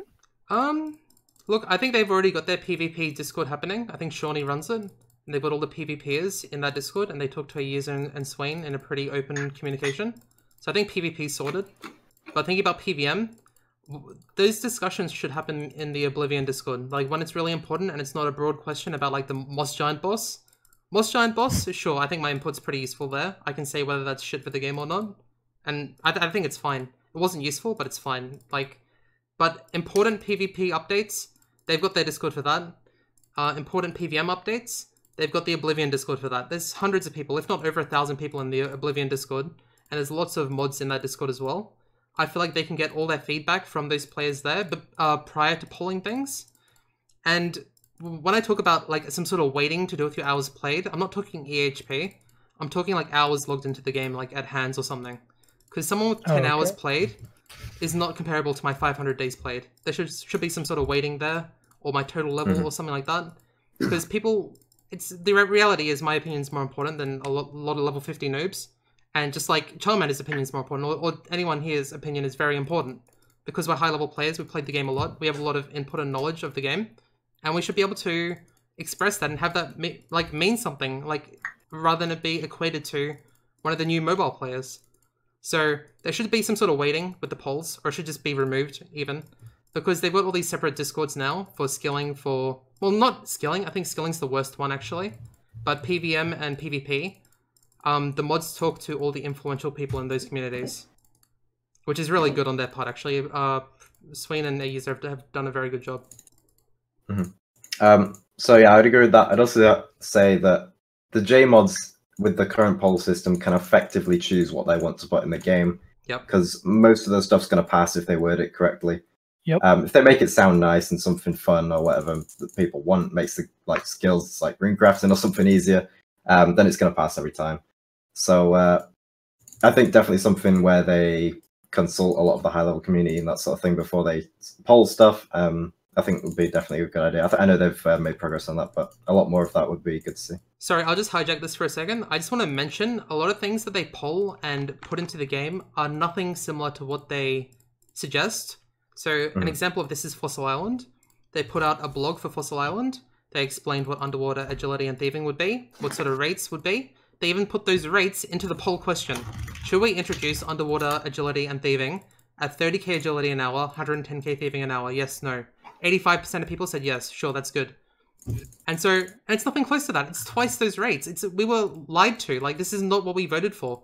Like the level 5 to 35 hunter method that I do every morning and night, and like 5 times throughout the day, that is essential to Ironman mode. That was polled as the level 5 to 35 hunter method. It's not that. It's a maxed account hunter method. Like, what they suggest to us, as in like all these activities like herbivore or whatever. Herbivore was done pretty well, to be fair. It was just tested poorly. But volcanic mine, they said volcanic mine would be an engaging activity that if you AFK'd, you'd be killed. No. Very click intensive. I've done volcanic mine. I've done a lot of volcanic mine. It's AFK. There's nothing about it that's high engaging. More AFK than Motherlode Mine is. So, one issue that I have with the poll system is that their blogs change so much from what is initially suggested to what's actually implemented, and you can't be polling things that you change so much. Like, we're lied to. Like, I never wanted like the level 5 to 35 hunter method put in the game, because it's not a level 5 to 35 hunter method. Like, when I do those runs every hour, that's not me training a low-level hunter. That's not what was polled. So yeah, that's another issue that I have with the poll system.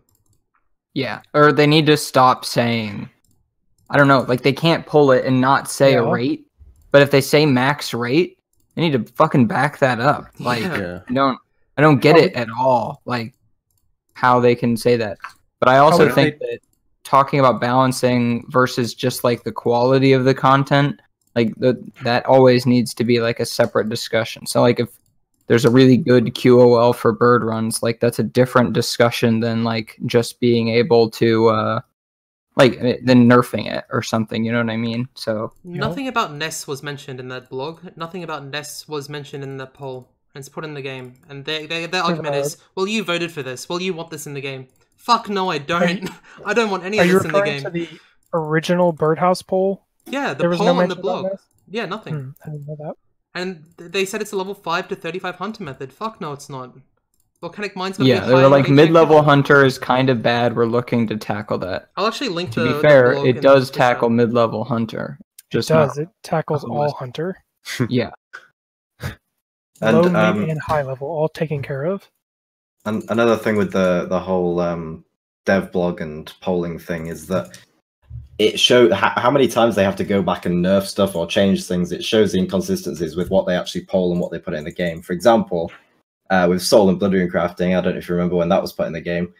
It was polled, or it was said on the dev blog that it was a higher level activity. Oh, not high effort activity. When it was put in the game, you could click. I mean, VR did a video where he fucking went and took a shower while he was mining the rock. So they had to nerf that, and it's still not a high effort activity. So very okay. So we talked about how all the rates are, bad and things like that. How do you guys think they should handle things like that? Should they just have people like an open beta where people can test things and show them real rates? Do you think they should just let specific players, not quite an open beta, but like, I don't want to say let the streamers test because most of them are. I think they just put out some apple juice and some bacon burgers and let Pyzuri test everything, and then we'll know if it's fucking broken or not.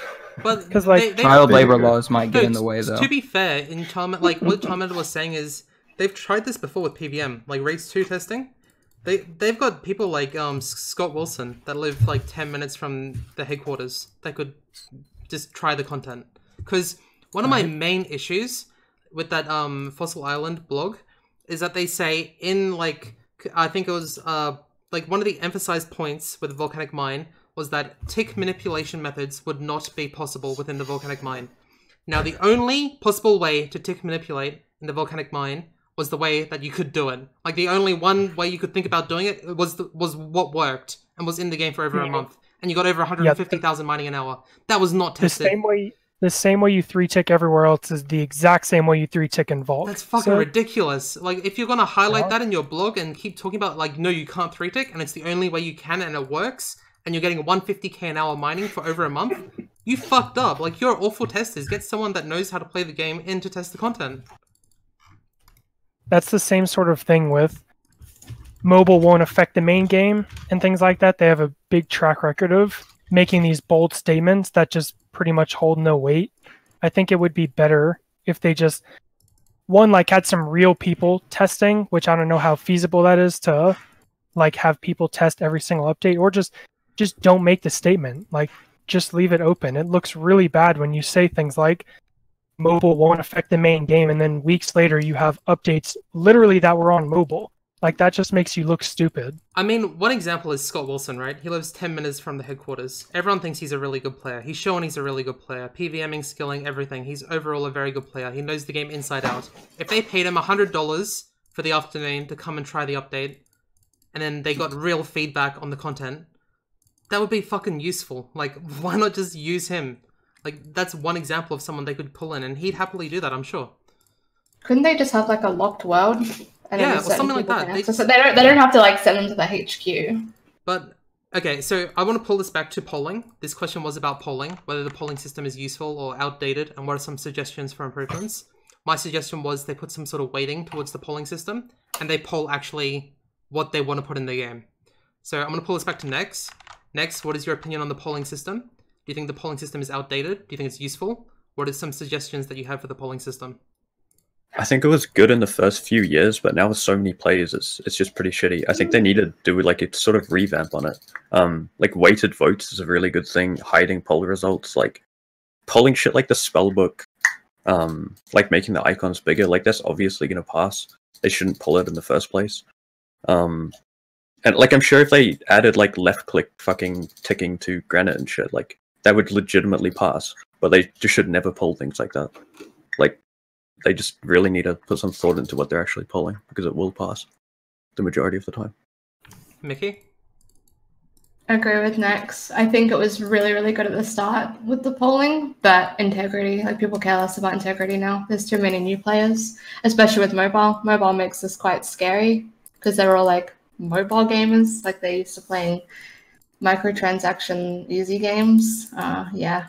And it's kind of screwed now, the polling system. There needs to be some kind of weighting. It needs to be changed. And really, like, I don't think that's, like, unforeseeable. Like, people, when it's the like, old school RuneScape was introduced, people vote for the health of the game in mind, right? That was awesome. That was really nice. But I don't think it's a terrible thing that people vote for their own self-interest now. That was expected. People will vote for what they want in the game and what helps them. And that's not, like, evil or anything. That's not unexpected. People will vote for what they want, right? And people want EasyScape. And, like, I think the whole polling system needs to be revamped completely, and it's useless right now. It has no input on anything, really. Like, they're not receiving feedback on polls or anything. It's just sort of what the mods want in the game, and that's fine. But don't, like, the polling system needs to be changed or removed. It's no longer useful, in my opinion. Alright. And what do you think would be the best way to change it, with the total level weighting, like you said? Potentially. I don't know. I feel like they've employed community managers to lead these discussions that shouldn't be happening on an Olympus podcast. I feel like they've got this like useless feature in the game of polling, and they talk about it every week, and it has no impact on the game. I think a user or Swain need to lead a discussion about how to change the poll system, because it is useless. It has no influence over anything. Everything passes. And people who play the game a lot, their opinion should be worth something. Like, I have no incentive to ever vote. I've probably never voted, to be honest. Because my opinion... Yeah, I don't vote anymore, actually. Yeah, same. Who the fuck cares? Like, I haven't voted in years. There's so many questions too, like it's gonna take you fucking ages to vote. If I like knew... some of them yeah. 80 questions. Like, if I knew my opinion was worth something on that poll, I would vote. I'd voice my opinion. I'd go there and I'd be like, I'm a maxed Ironman with 500 days played. Yeah, this vote is gonna be worth something compared to the 2 hours played level 50. But, a user or Swain need to do something about the polling system. I'm not happy with it. Okay, I'm going to move on. I think that when the game started, like you said, people were really, really focused on integrity. Yes. And the longer the game has gone on, people have just stopped caring about integrity and just started voting yes to everything, pretty much. Except PvP updates still just get voted no to. But I think they're doing a great job with those lately. See, but pretty much everything else, like, no matter what you poll, maybe the new skill is the first thing in a while that I'll say I'm not sure if it'll pass. But Kebos Lowlands, new quest, all that stuff, all of it's going to pass. Why even waste time polling it? Okay, like, let's say Sailing was polled. Sailing would pass. Well, let's be real. Sailing would 100% pass. Yeah. I'm certain of that. Today. Yeah. Today it would, yes. It hasn't in the past. At least it's better than warning. Yes, and solely for that reason, I think Sailing would pass.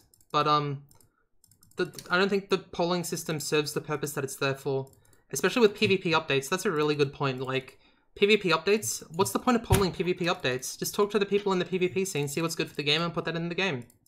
There's no harm in that. I should have no say over what you can do in the wilderness at all, especially with, like, you keep putting these things in the wilderness, like black chins and wildy bosses and things like that, and that makes me want to vote no even more. Like, because assume I vote selfishly, like the majority of people do. Do I want the wilderness to be active? Absolutely not. I'm just going to vote no to everything. But that's not right. That's not how the polling system should be. So I think it definitely needs to be completely changed. Do I think they'll do it? Pretty much not at all. So. Okay. Anything to say about polling, or should I move on? I think without polling, stuff like voting would pass. Like, we probably would have had a new skill by now if the old school team was in charge of it, and there just was no polling, which would be really bad for the game. I think there just needs to be more discussion. Yeah. They've got community managers for that reason. They've added another community manager, right? Like that Mod Gambit? Is he a community manager? I didn't even know there was a new mod. See? That's how fucking awful they are. You don't know they exist. They need to do a better job. Okay. Sort of like the QA testers should do their job too, but they just don't. Like, they need players for that. Yeah. Okay. And the developers too. I'm seeing that. Thanks, Maz. Everyone at Jagex. Please fix the error. No, I'm kidding. One of the JMods should come on the podcast in the future. Alright. Easy. You're right. We love you, the JMods. You're awesome. Third-party clients. Are they problematic? Are third-party clients problematic or overpowered? What are your thoughts on RuneLite? Clients like Exilent that people might not even know exist, but are like widely used in communities. So I'll just talk about what Exilent is. Exilent is a PvP client that has a lot of features that are not allowed on RuneLite or Elves or Conduit. Like multi-lines are in the game, freeze timers, there's a little countdown on the person you're fighting when they unfreeze, when they're able to be frozen again. Things like that, really OP stuff. What do you think of third-party clients? What do you think of the features that they allow that are thought to be OP? What do you think of things like the spellbook that they're now polling in the game that are possible already on third-party clients, that some people already use in the game, that are now being polled on the official client? Should third-party clients be more strictly, I want to say regulated, or like, I just want to know whether people think third-party clients are problematic or overpowered, or what issues they see with third-party clients. And we'll start with, I'm not sure if Charmander is here right now. Yeah, I'm here. Okay, what are your thoughts on third-party clients? I don't know. It's kind of weird. We've had them for so long that it's to the point where I think it was yesterday mornings when they do the updates, right? I woke up at like 7 a.m. right after the 7 a.m. EST, right after the update had happened, and RuneLite was down, so like none of the features are on. And I went to go do some herbivores, and I was like, where's my plugin? And I was like, well, fuck herbivores, dude. Like, I'm gonna go fish. And I was like, wait, I can't see the fishing spot, and like I can't shift config my stuff. Like, I actually have to use Windows mouse keys, not AHK, to drop stuff. And I mean, do I think they're good for the game? I think some of the updates are okay. I think stuff like the huge draw distance they did today, I'm not really sure why they did that. That just feels like a straight overpowered thing to have in the game. Yeah, flexing on OS Buddy. Yeah. Some of the other stuff, like I think the shift config thing where you can like change what option you get when you hold shift is like, that seems pretty overpowered. So I'm sure that's not on the official client. My opinion on the shift config and things like that, if someone can do it on a third-party client, everyone should do it. Whether I agree that should be in the game or not is a separate discussion, but if someone can do it, everyone should be able to do it. If someone can reorder prez on a third-party client, should be in the game, everyone can do it. So you're saying they should be able to do it even without that third-party client? Right, it should be in the actual game. It should be on the server side, not client side. And if it's not in the game, it shouldn't be in the client. Is what exactly. I think if someone's allowed to do it, if anyone's allowed to do it with an OP client, then everyone should be able to do it. And if I don't know, I feel like a stronger stance needs to be taken on clients, especially like Exilent, which are sketchy to use for a start. The owner's not so trusted, but then they have all these OP plugins for PKs to use. Like On Exilin as well, there's like a Zolra plugin, tells you what to pray, things like that. Highly recommend not to use the client. I'm just saying it exists. Some people use it. Definitely don't. It's not fair that they client. use it, and there needs to be something done about that, in my opinion. Jack. So, yeah. So I think there needs to be a line drawn between what's acceptable on a third-party client and what isn't. I think it's up to Jagex to make that line, but in my opinion, at least, I think if you can do something on a third-party client which gives you a better XP rate than something that you can do on the regular client, or allows you to do something more efficiently, then I don't think it should be allowed. For example, I don't know what a good example is. Okay, one example the Elves from is a mile away or something. The Dorgas Ishkan agility course. The Conduit client used to tell you what cog or whatever to pick up, and you didn't even have to read the text for that. So that literally saved a line of chat every lap. So it was a higher XP rate using a third-party client. That should be in the game. If a third-party client's allowing that, that should be in the game. But yeah. Sorry, Jack. I just want to give an example. No, that's all I wanted to say there. I just wanted to give my opinion on what should be acceptable in a client and not. Yeah. But I mean, I still use all the features, so Yeah, of course. Why wouldn't you? everyone does. But yeah, No, exactly. exactly. But, It's one of those things like if it's in the game and you can do it, you're kind of stupid not to do it. Like that doesn't mean I think it should be in the game, but the fact is it's in the game and it's probably not going to go away. So, but at the same time, I think things you can put in clients that would make it so that people don't have to use things like AHK and Windows mouse keys and stuff. Do you guys think those are okay to have in the game, or do you think AHK if someone's doing it, everyone should do it. What? If one person is doing it, everyone should be allowed to do it. Right, I agree with that, but I'm saying, like, there's a lot of RuneLite features that I don't think should be in the original client. And so I guess what I'm asking is, do you think the plugins they have that make it so that you don't have to use things like Windows mouse keys and AHK, things like that, that take away you needing external things from the game, do you think those should be on the official client? Yes. Or do you think they there should just be a simple AHK scripts in the old school RuneScape client? I think you should be able to press 1, 2, 3 and customize them to certain mouse movements. Interesting. Because someone's doing it. Everyone should be able to do it. It's fair. Right. Or everyone should not be able to do it. Not For right. example, botting. They've tried that and that didn't work. They made a strong stance on AHK. A lot of people still use AHK. Some people are doing it. Everyone should do it, in my opinion. Stuff like the third party, like what got added to RuneLite yesterday, the GPU thing. Like you can now play full screen, like 50 FPS with like 0 problems, no lag or anything. Like because of a third party client feature. And that was toyed with by Jagex like a year ago. That it was coming to the original client, but there's just no word on it. But a third-party client did that first, and it's going to improve the game for so many more people. So I think features like that are really, really good, but it could probably do without some of the more OP stuff, like Herbivore trails and stuff. I think it's a bit much. So do you think it's a lack of the old school client itself that is caused? I think a ton of the stuff added to RuneLite, like you can make your RuneLite plugin in a day, but when it comes to like engine work and stuff, like adding shift config, like I obviously don't know what that entails, but I would assume it would take a pretty long time of dev work and shit. So I just like adding that as an add-on in a client is just way easier. I just want to add that I was watching a user's stream about 3 weeks ago, and someone in a user's chat said to him, we should have more work on the old school RuneScape client. There should be more added to it. A user's response was like, yeah, that's awesome. I think we should also do that. I would love to see people add stuff to the old school RuneScape client. And then I typed in his chat like, well, in 2015 RuneFest, Foxy was at RuneFest. Foxy had a conversation with Matt K. He said, hey, I made a third-party client. It's wildly successful. I'm happy to work on the old school client for free in my spare time. Matt K said no thanks. He made Conduit, by the way. Yes, he made Conduit. The Conduit, the person who made Conduit, he offered to work on the old school client for free at 2015 RuneFest. Matt K said no. He said he didn't want that, right? So I don't want to hear a user saying, oh, we'd love for the client to be better. Fuck no, you don't. You've made no effort to improve it. You've done nothing to improve it. And I'll even say that you're happy with third-party clients being the main way to play the game. They're content with that. And if that's the case, which they should just at least say, yes, we're happy with third-party clients, because it's obviously their stance, if they're making no input, no reasonable like measures to improve their client, they should just say, we're happy with third-party clients being the way to play the game.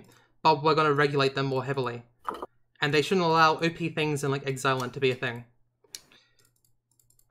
Yeah, so I don't know. I don't like a user saying that he'd love to work on the client because they don't. They've made no effort to improve the client. It's always been a third-party client thing. So what do you think? Well, the way I'm going to say something, the way I see it is RuneLight's good because it does save dev time. I don't think we need to spend time fixing the current old school client because they can focus on other things. RuneLight can, or other clients can focus on handling a better client. I really like RuneLight because I can make my own plugins for that. It's open source. Yeah, I So was going to say you've written some of your own plugins, right? Yeah, I've written some for RuneLight. I mean, they're not in RuneLight. I use my own build, but I think that's great that I can do that. I think that scares me a lot. Like the fact that like You can other write people are custom using plugins. builds that like no one has approved it or whatever. Like that kind of freaks me out because I know information like which door to go through at PEP. Like that's available client side. I don't have access to that because no client has been told that they're able to make that kind of thing. So, or anything like that. The same with Herbivore. The fact that someone could be doing Herbivore right now with like some bullshit OP plugin, like I don't like that that's possible. There's actually, even now with the Herbivore plugin, there's a few instances where RuneLight will just straight up tell you, like you'll end up next to an obstacle, and there's like 2 of them, I think, where RuneLight just straight up tells you which one is the ending, whereas without RuneLight, you wouldn't know that. So they obviously have the features, and it was even in the game, right? I think when they first released the plugin, it would just tell you the correct obstacle before you clicked on it. I don't think that version ever got added. I'm pretty sure something like that would trigger like bot detection and shit. Like having 100% Herbivore success rate, like that should stand out because bots would Probably do the same with like the PP doors as well. Then yeah, like that should get you banned. Well, And if it doesn't, with then PP, there's people like they're shared, so you run PP with someone else. I'm sure someone's done 6 hours of just only the correct door. So I don't know. That obviously isn't. PP's a bit different than Herbie, but yeah, that's fair. So Mickey said she thought the best way was like that it's fine to have third-party clients. Does everyone agree or disagree? Do you think there's a better way to handle it, or just say, F it, just let the third-party clients run wild?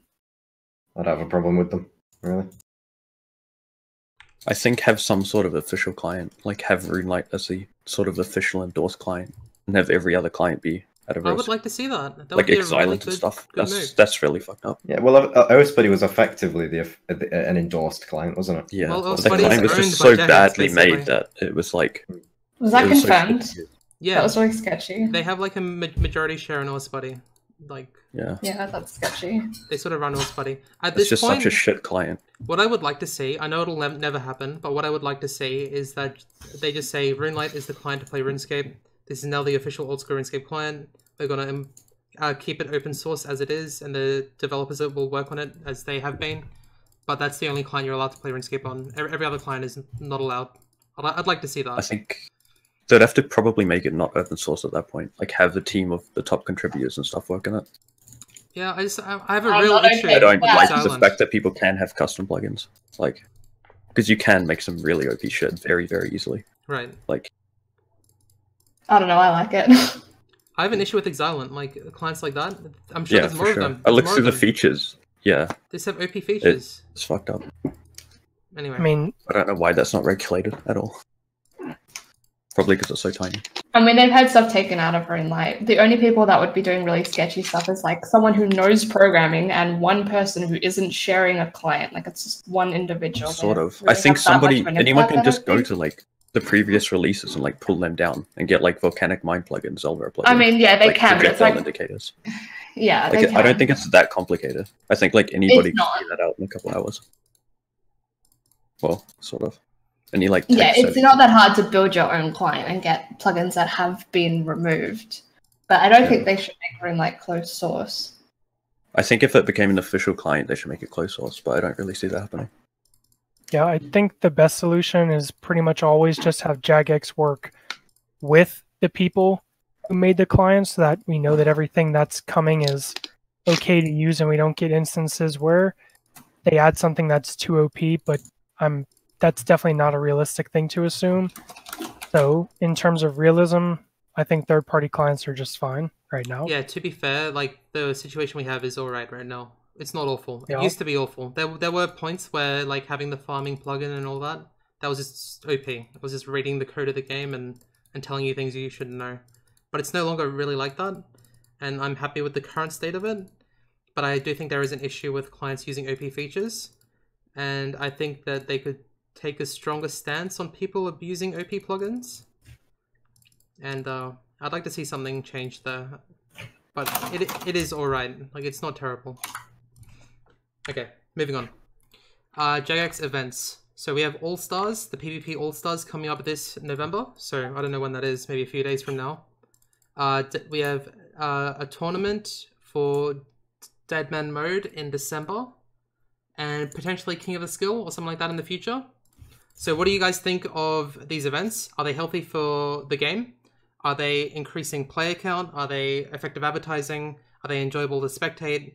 Would you ever compete in these events?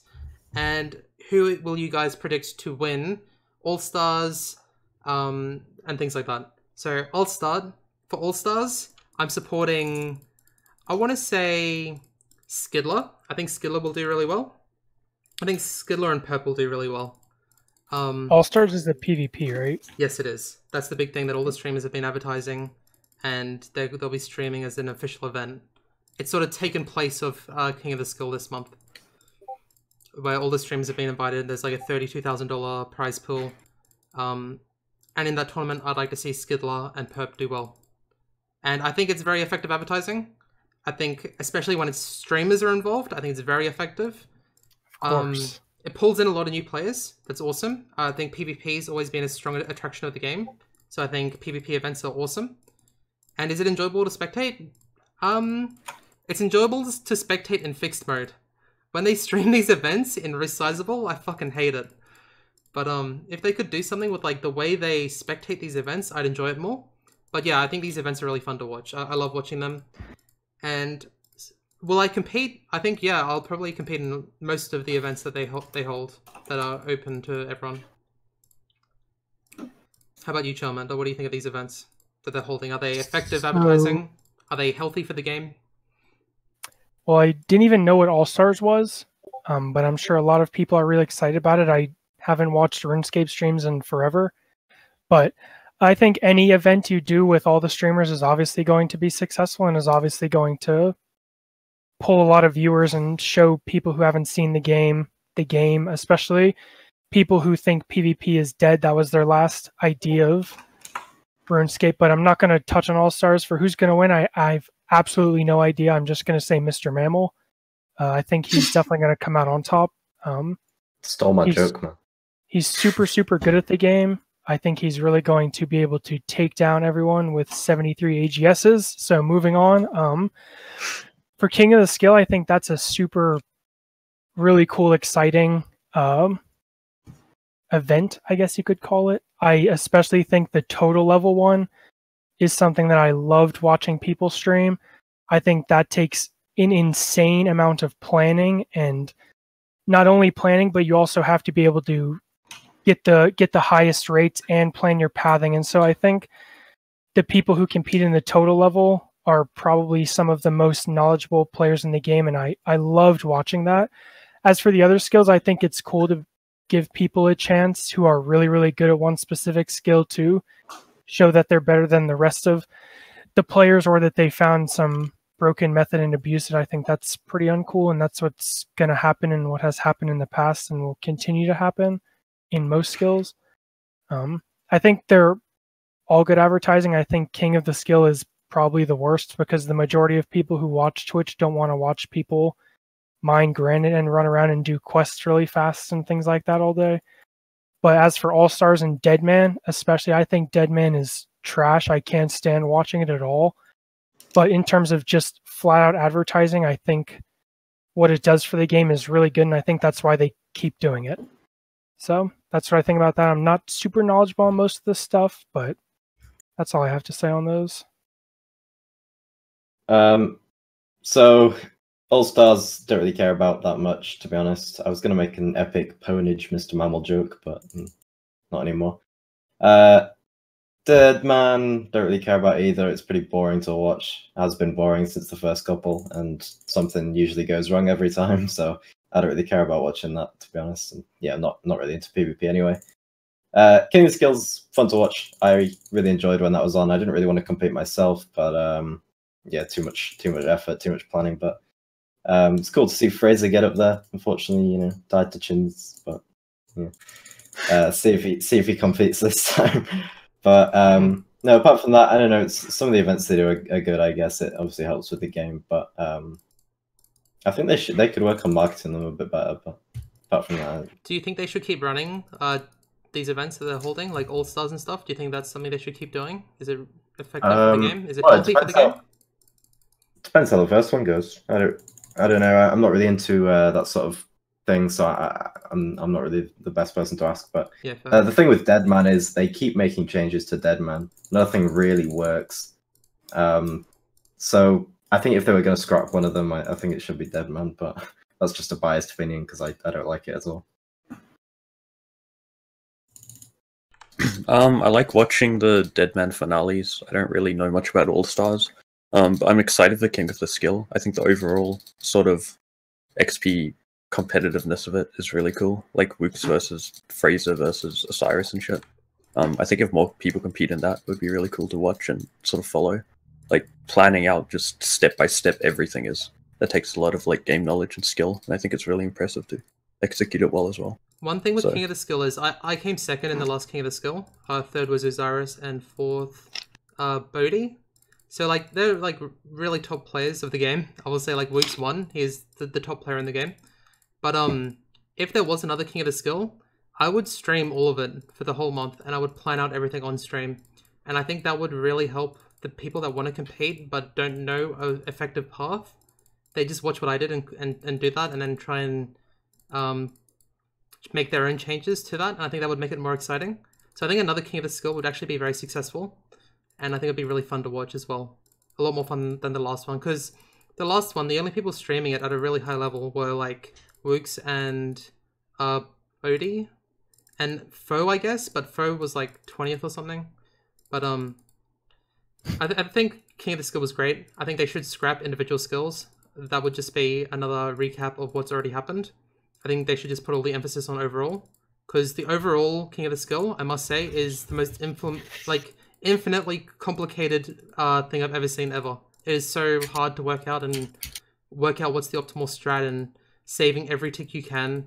It's very exciting. It's very hard to plan, and it's probably the hardest thing I've ever looked at in my life. And I spent over 100 hours planning everything, and probably spent multiple 100 hours planning everything and trying to solve the game effectively. You just try and solve the game. Like, what is the fastest route to start an Ironman account? That was very hard to work out. So I'd love to see that again. I think they should just put all the emphasis on overall though. But I think all these events are very effective. Sorry to hijack that. I think Mickey was next.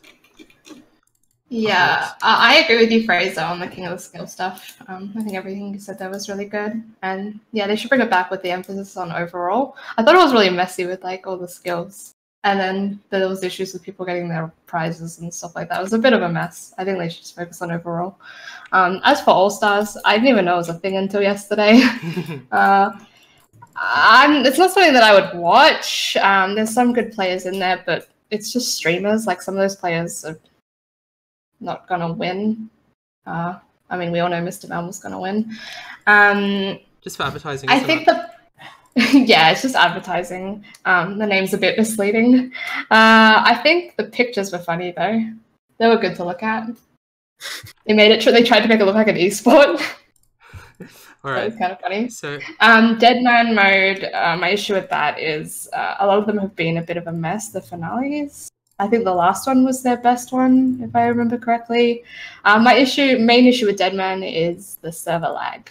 It's always server lag. Yeah. Every Deadman mode. Affects the rest of the game, doesn't it? Oh well. Yeah, okay. it's just annoying. All right, let's move on. Do you think... I actually have a question about the King of the Skill. So, do you think that so they like Deadman mode. They run it so often, right? I think it's what is it every like 6 months? Question mark. Not 100% sure, I but believe. every. Jeez. The thing with King of the Skill though is, especially with the total levels, do you think that if they kept running something like that, eventually there would just be one best way to do it? No, I think so it it would is kind of so lose its value? insanely complicated that if they ran it every month, it would be improved every month for years. I think it is so extremely complicated that no one will ever solve it. I agree. I think Like it's I great. watched that and Inferno streams when it first came out were some of the best content, in my opinion, that Old School has had on Twitch. The planning is the fun part. Yeah, the planning is my favorite part. I think things like Deadman mode, unfortunately, though, appeal to more people because there's such a... PKing. Yeah, PKing appeals to a lot more people than, Questing. getting a pickaxe and going to quarry right away, or MMORPG training a bunch of hunter. Like, no one really wants to watch that. People want to watch Bodhi running around killing people.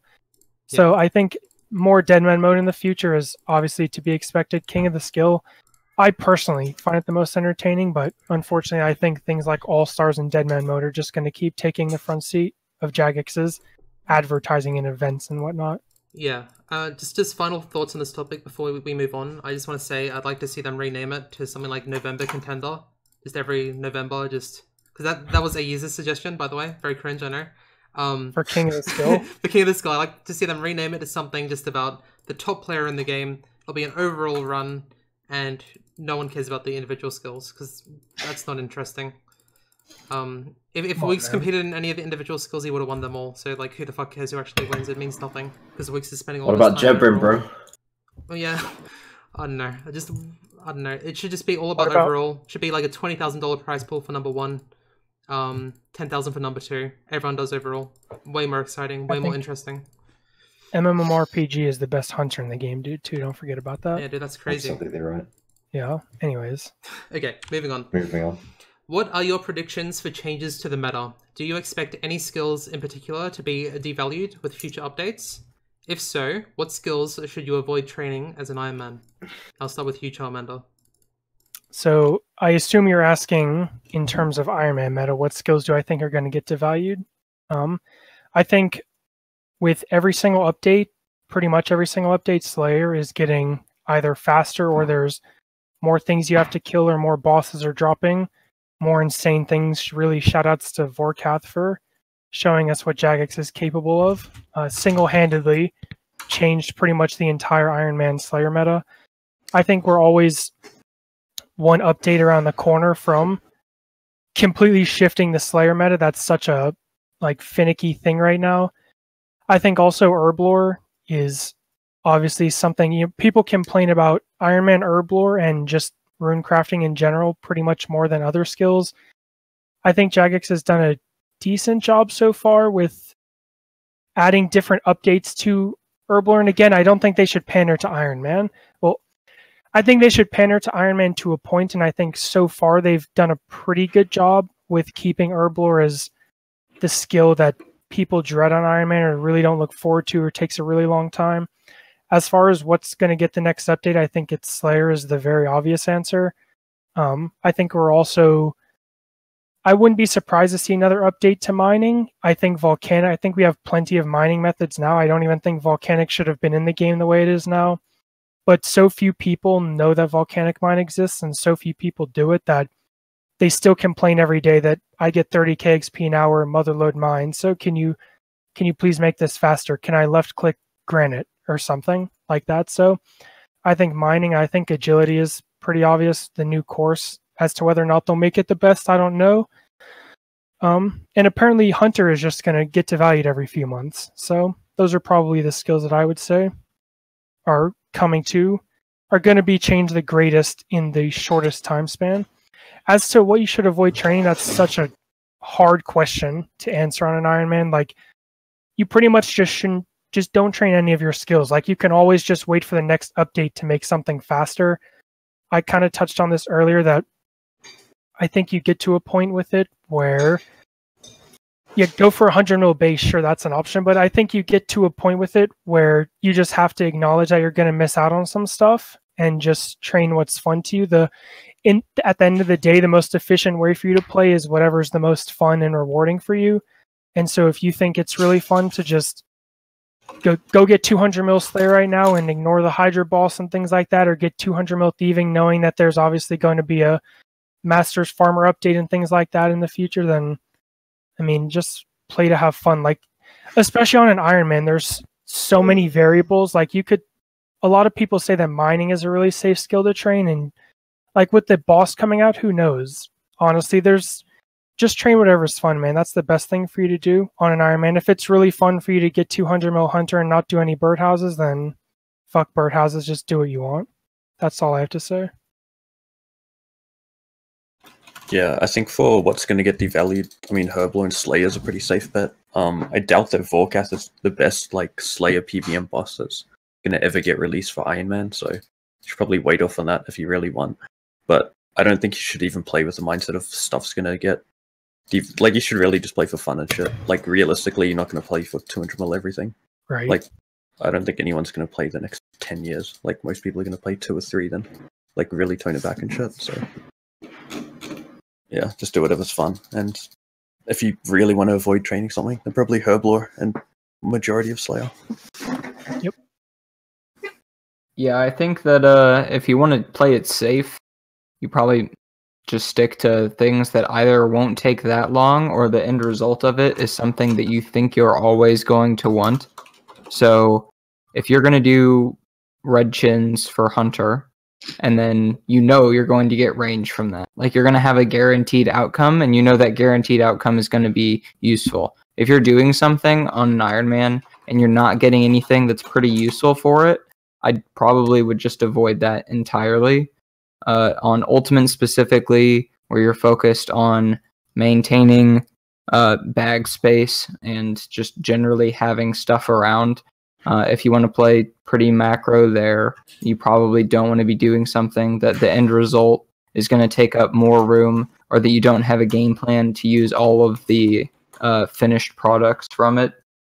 Probably spamming fast skills to not 200 mil, but if you get a decent amount of XP, that kind of helps cover your ass if some passive XP comes out in the future involved with Ironman stuff. Gatherers seem not that great on Ironman because eventually you might need something from it.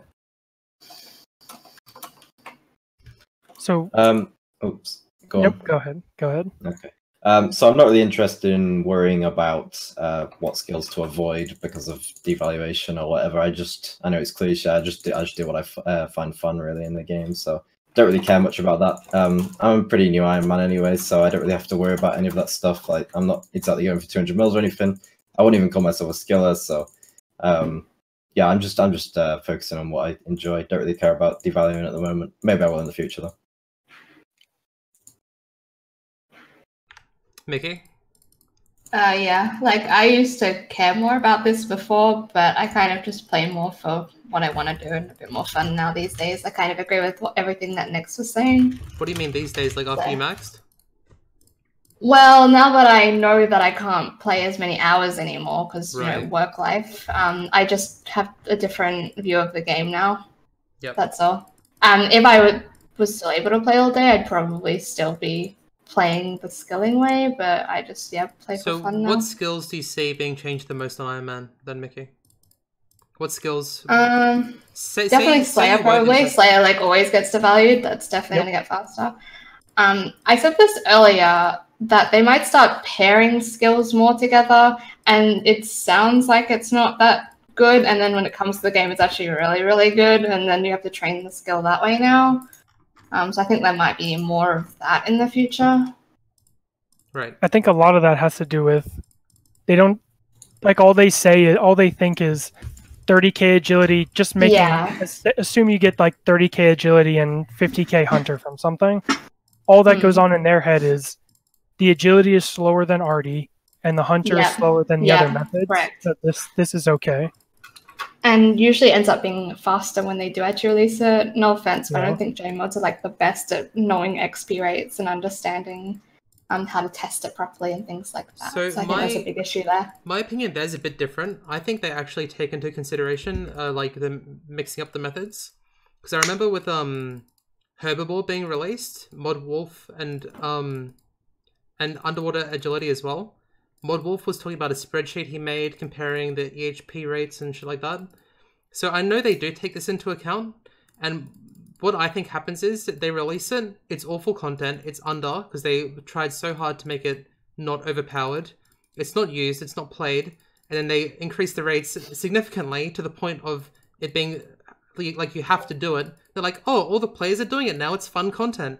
No, we're just forced to do it because it's like the top tier content in the game. It's not what we polled and it's not what was explained to us. Yeah, I get what you're saying. You're right there. Yeah. I think they do actually take into consideration things, and like they take into consideration the EHP rates so much that the content is really shit on release, and then they increase it to the point of having to do it, and then they reason that it's a good update because people engage with the content. I don't think that's a good indication of it being good content. Like, yeah. But anything Maz touches is also guaranteed to just get buffed until it's the best. That's kind of what I meant. Like the birdhouses, she didn't realize was like 1 million XP an hour or something like that. She couldn't get her head around that, and like that's when she originally said the shit about farming, right? Like, let me know when you can sustain that rate or something. Yep. Fuck. Just a worrying trend for content development in the future, but okay, I'll just put my 2 cents in and what I think will be devalued and changes to the meta. I think Slayer will become slower in the future. I don't think Slayer will become faster. I think that Slayer, all the mods are at the point of they all hate multi-combat Slayer. They think Catacombs is no good. I think Catacombs will be either changed to single combat or removed in the future. Have they said that? All the J-mods have publicly stated on Q&As and also on their social medias that they are not a fan of multi-combat Slayer. Oh, okay. Almost every single one have said that multi-combat Slayer is no good. So I think that changes to the meta will involve NMZ being nerfed. I think Slayer will become more melee focused rather than multi-combat focused, which I think will change Slayer to the point of yeah, I think Slayer will become a lot slower actually. Like not just like I think it will become significantly slower. Especially with all the complaints recently about people using cannons with like negative offense where your cannon never hits just to lure everything onto you for easier barraging. I think in their heads, they're like, well, this is just an unhealthy thing for the game. I think they'd like to take it back to melee Slayer. I think that's concerning for me, especially because I want to do Slayer. I think Slayer's going to get fucked. Like, I think Slayer's being nerfed in the future. I think NMZ will be nerfed. I think NMZ... Like, I want to do as much NMZ now as I can because it's an awesome AFK. How do you think it's going to be nerfed? Yeah, I think it'll How are they going to make it worse? Oh, I think they'll probably remove XP from it. And I think people will start AFKing other things for their melees, like Cyclopses in the Warriors Guild or something.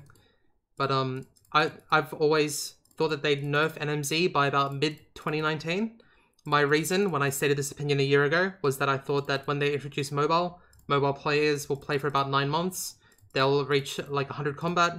They'll be like, some will be maxed, and they'll start doing NMZ. NMZ will become a real issue, like 6-houring was, and they'll remove NMZ. So I think NMZ will be nerfed. I think that's a major change to the meta. I think if you're not NMZing now, you're stupid, because I think it'll be removed, and you should make use of it now while you can, and you can AFK all the time. Like, even when you're at school or work, it's easy to click your phone once every 20 minutes. If you're a normal person, you use your phone all the time. So NMZing is very easy to do. You should be doing it now if you want to be macro. I think some other changes to the Ironman meta is that Herblore is going to get devalued out the fucking arse. Herblore and farming are going to go insanely devalued. Farming guild is going to be a major contributor to this. I think that things like blue dragon scales will become easier to get in the future. Especially with the removal of crushed nests. I can see them replacing that with, say, scales at Warcath or something. I reckon Herblore is going to get devalued massively. I think farming will be devalued massively on Ironman. I'm talking about Ironman specifically here, but I think Slayer will be devalued for everyone. You think this is all from the farming guild or just in general? Just in general, but I think farming guild will push that trend of like, well, we tried not to fuck things up, but we did fuck things up, and now because we have fucked things up, let's fuck it up even more. I think that's their reasoning. They'll thought of Like, we put Farming Guild into the game, it's devalued Herblore so much, let's keep making Herblore easier for Ironman, right? I think that's what they'll do. And all the hardcore players are sort of maxing, or like have already maxed and stopped playing the game so much and stopped caring, that they stop voicing their opinions, and then they have this skewed view that it's okay to devalue Herblore and farming so much, that I think it'll happen. Well, I know it'll happen, I'm certain. I'm pretty confident that Herblore and farming will be the two major ones that will be devalued. I think Slayer will be made actually harder, so I think doing Slayer now is good. And I think mining will actually become easier as well, because Volcanic Mine was a failure. They meant for Volcanic Mine to be the way for noobs to do mining, and it's not noob friendly at all. The requirements they put on it made it not noob friendly. I think Hunter will get devalued more. I would not be doing Hunter if I was trying to be macro. And I think predictions to the meta is that I think they're going to pull in more PVM into the Ironman meta. I think there'll be more like farmable, like Zora-esque things in the future, which I'm excited for. I like that. I find that fun. Puke. All right. They specifically said that they were, like with birdhouses, that they were trying to make it not so just farm bosses to get all your Iron Man supplies, and then their track record has not shown that that is the case yet again. So on release of that, they said they didn't want Mole to be the main provider of nests, and now with the nerf, they're saying they don't want. They're saying they want Mole to be the main provider of nests. So, yep. JMods, like Wolf in particular, are very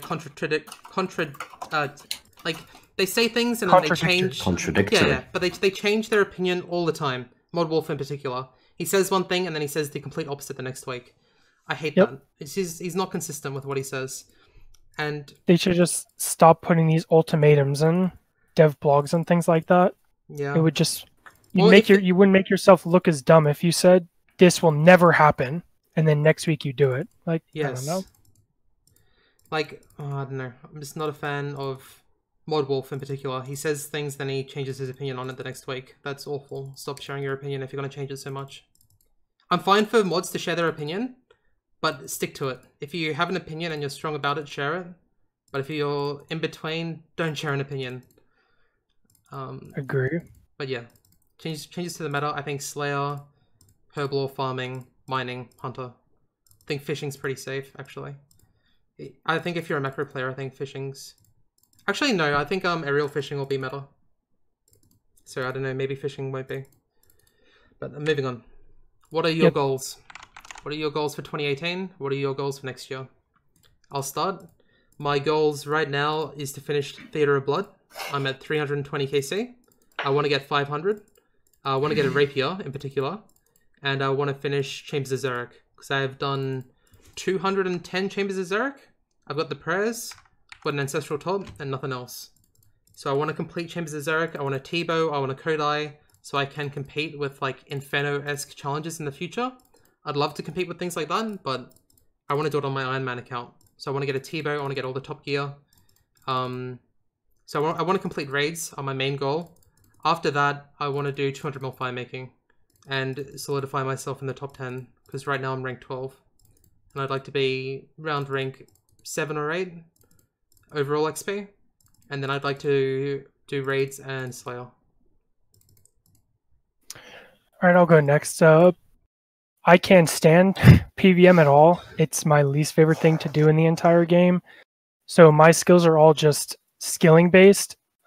It's really hard for me right now because I really just want to do Hunter. Hunter is my favorite skill in the game, hands down, but I think that's one of the easiest for them to just add something that I'm going to big time miss out on. Like, the Master Farmers getting more hop seeds doesn't really bother me too much, and I don't think the snake grass and potato cactus, seeds are going to be like super common. Like, I can't see it being meta to just do 200 mil thieving at Master Farmers, so I'm not too upset about that. But I think Hunter is really big. But in terms of goals, I'd say realistically in the future it'd be 50 mil fishing, 50 mil mining. Probably going to stop at around 150 mil Hunter. I think saying you're going to do birdhouses for 100 plus mil is pretty unrealistic, but I think 50 mil and then saving myself some space for the obviously overpowered and weird things that are going to get added to the game would be fine. So it's pretty much just gatherer skills. And then I'd also like to go for 20 mil base at one point, but mine would just all be skilling goals that are probably going to change on the flip of a coin. As soon as one update comes out, it's just going to change my entire plan. But for now, just lots of gatherers, lots of skilling for me. My goals for, I guess, this year is more raids items and I guess 200 mil fire making. I really wanted Hunter, but I'm sort of saving that for aerial fishing. I think that's going to be really overpowered. So I'm stopping that at like 110 mil.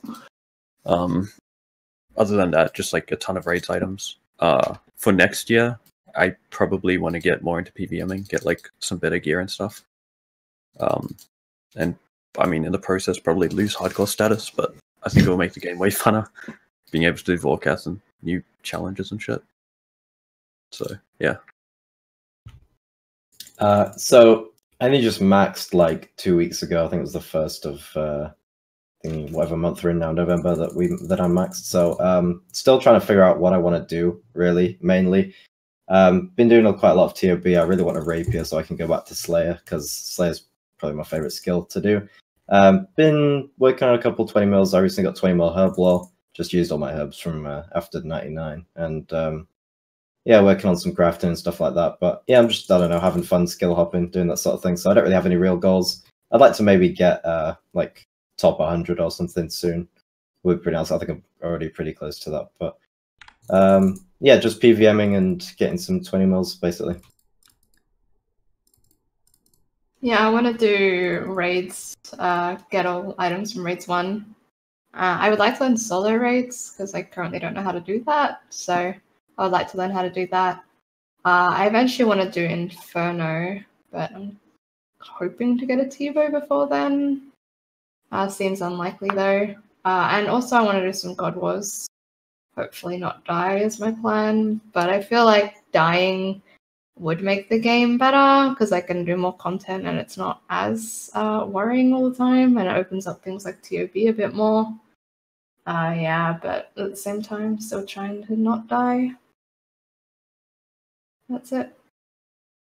And on Fishkite, I've got a few plans, but generally just hopping between whatever sounds enjoyable. I think the general plans for the account, I just quest whenever possible, in terms of if like I'm able to do it, I might as well do it now. But long term, I just think it's going to be a dorky little account, not super macro. I'm definitely not going for max or anything. But if I get in the groove of doing something, I can definitely stick to it like pretty long term if I'm not doing anything too click intensive on the main. Overall goal of the account, at least for now, is just like a fun side account though. What about on your main? 200 mil all. Okay, Dan. Very right. cool.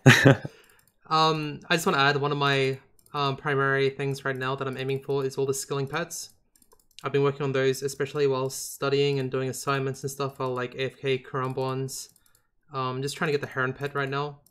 And the reason this is one of my goals is because I've been very lucky with pets. I got the Bloodhound on my Ironman, which is pretty unrealistic to ever get, so I'm happy I've got it. But also I've got like Hell Puppy, which is very hard to get on Ironman. I've got the Farming pet, very hard to get. Agility pet, which I would never have tried for otherwise. But I've got all these pets where it's made all skilling pets realistic, so I can like AFK Bloods while studying, and for the RC pet and AFK Crumbons. Well, I want to aim for all the skilling pets right now, and then also do some PVMing in the future.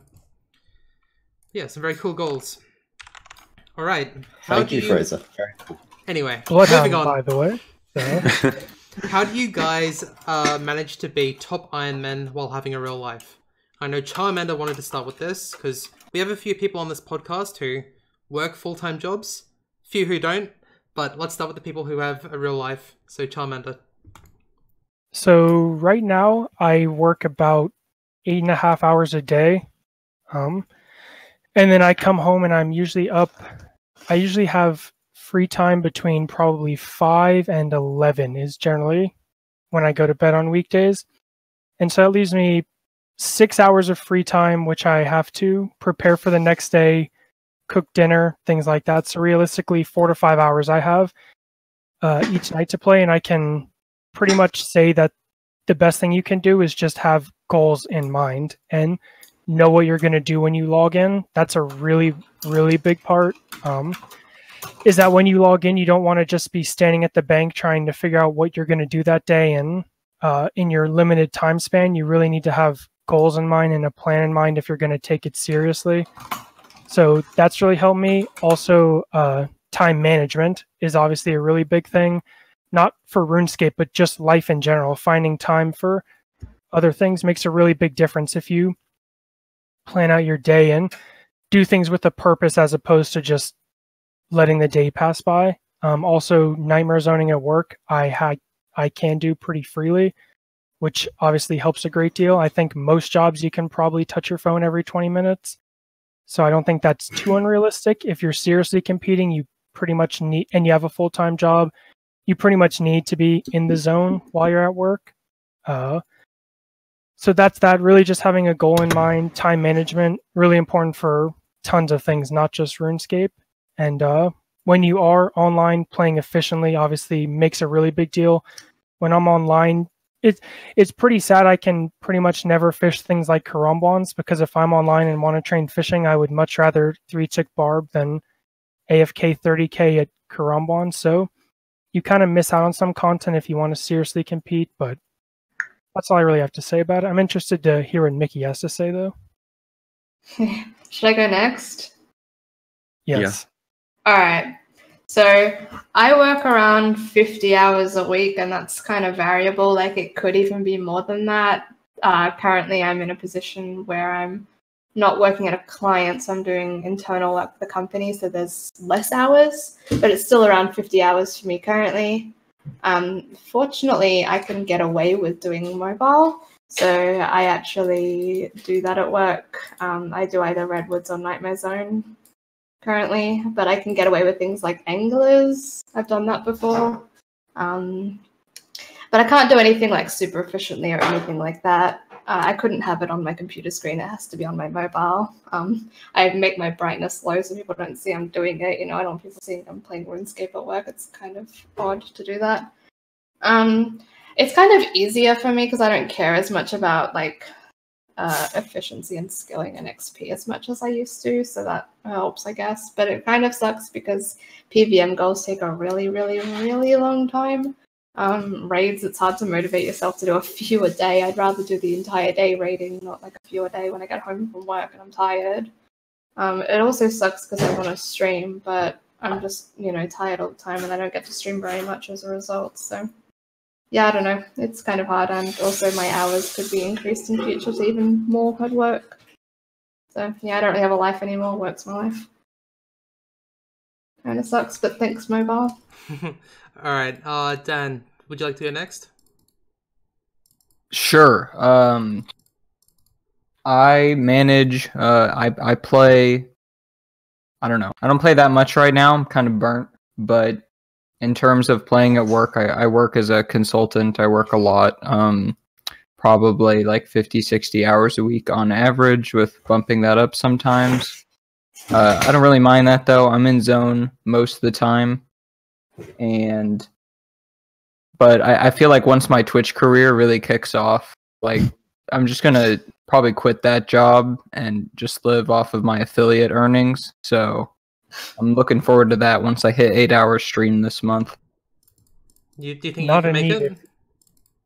8 hours, I don't know. Like, Yeah. I've been at 6.5 for a few months now, actually. So like once I really hit that point, it's gonna be big. It's pretty much all uphill from there. So There's I'm no way excited to go for back that. down, right? Like, Yeah, you I'm get definitely affiliate. excited to see what the future has. They can't unaffiliate. All right, so we'll move on to Jack. YouTube money. Oh shit. Yeah, not exactly.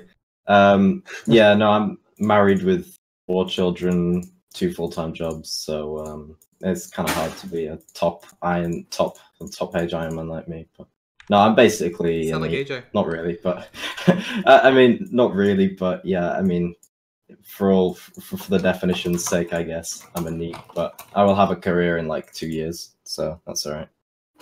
But I wouldn't really consider myself a quote top Ironman, so I guess it doesn't The question was more so like, how do you manage playing RuneScape in real life? Yeah, I just do it because it's fun. Yeah. And I have free time, so. Next, how do you manage RuneScape in real life? I'm basically neat, but I mean, if I go out somewhere, I'll nightmare zone my phone and shit, which I think everyone should do, even if you have a job or something. Yep. Yeah. And then just play whenever you're home. Like, if you're gonna go shower, do Redwoods or Zone or something. Like, exactly. I just use all of your time. So for me, how I manage real life in RuneScape, playing so much RuneScape, being a front page Ironman, is that I just AFK with the things. Bloodhound? With a Bloodhound and an Infernal Cape. But anyways, the way that I manage real life in RuneScape is that I just AFK things. When I have to do IRL things, I'll be in zone if it's very AFK, or if I'm studying, I'll do something like Blood Runes, or I'll fish Chrome Bonds, which has been my thing lately. Or Volcanic Mine is another really good option. If you're at the computer, you're studying, you're working, whatever, if you have the time to do Volcanic Mine, it's a very good alternative. Because although it was polled and blogged to be high intensity, it is not. It is very AFK, and it's very easy to do while studying. And if you AFK, you will die. Yeah. Yeah, it's very scary. Anyway, just AFK things while you're on the computer, and if you're at work or at school and you want to compete, then just zone on the phone while you can. Yeah, if you're trying to compete and you're not already like top 10 and you're not doing Nightmare Zone whenever you can, you realistically don't have a chance if you have serious life responsibilities. So if you're not already doing that, you pretty much need to get on it, especially because I agree that Nightmare Zone will likely get nerfed. I don't think it's going to be as soon as Fraser thinks, but I think sometime before the end of next year, they'll probably be touching it. So that's all I have to say on that. Okay. So I think everyone managed to put in their 2 cents there. Let's talk about QoL updates, or what they call QoL updates, and whether they're healthy for the game, whether it makes RuneScape too easy, and raise like any problems or concerns you have with things like withdraw X, shift configuration, left clicking range, it was an update recently, or shift drop. What do you think of these QoL updates that change how the game is played? Is it problematic, or is it okay? And we'll start with Jack. So, QoL updates, quotes, are not really. They're kind of just an excuse for babyscape, as Levine likes to say. But no, I'm generally against stuff like the. I mean, I voted no to the withdraw X and that sort of shit, especially since they said mobile wouldn't affect the main game, and then they went and did it like right after the mobile came out. But I don't know. I don't really like most of them. Some of them are quite nice, but it doesn't really bother me too much anyway. I think they've lost the line between QoL and just making things easier. And I think that's a really big issue. Like, withdraw all from the bank is not a quality of life update. I mean, people's argument is that people are doing it with AHK, which I guess I can kind of see, but I think the better answer in that situation is just make it so players can't use AHK rather than just dumbing down the player field or dumbing down the play field. Just take a strong stance on something like that.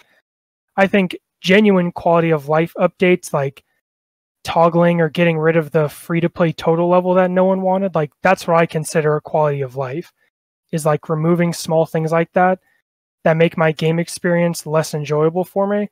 I think quality of life is not making it so that I can withdraw stuff from the bank and get higher XP rates if I'm bad. There's a very thin line between quality of life and just making things easier, and I think they lost that a long time ago. And so I think quality of life updates, if what they actually are is quality of life, are perfectly fine. I hated the free-to-play total level, and I'm really glad they got rid of that.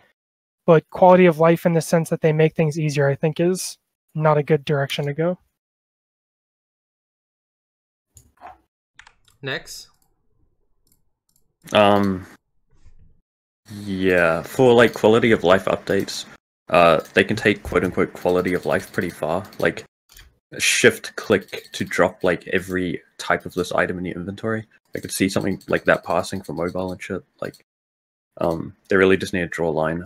I think it's really good that they consider stuff like one-tick crumblings when implementing like the range update. Like it's not possible to just hold down a button and spam click the range. I think that's really good. And if quality of life updates keep coming into the game, they should have the same sort of level of consideration as that. Mickey? Yeah, I kind of agree with everything you said so far. I don't have more to add to that. Okay. I'm not really a fan of the mobile changes coming to the game. I don't agree with that. Yep. Quality of life can be disguised as like just easy mode, but it's disguised as like something that's good for the game. So I've not. In the past I had a real issue with these QoL updates, like shift click in 2016 when they pulled that. I was not a fan of it, but I can now see that was pretty good for the game, and I think that's fine.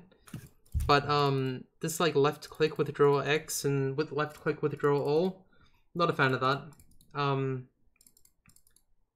I don't know. I hate that they're pandering towards mobile now, and I think that there'll be a real concern in the future when they start labeling things quality of life for mobile players.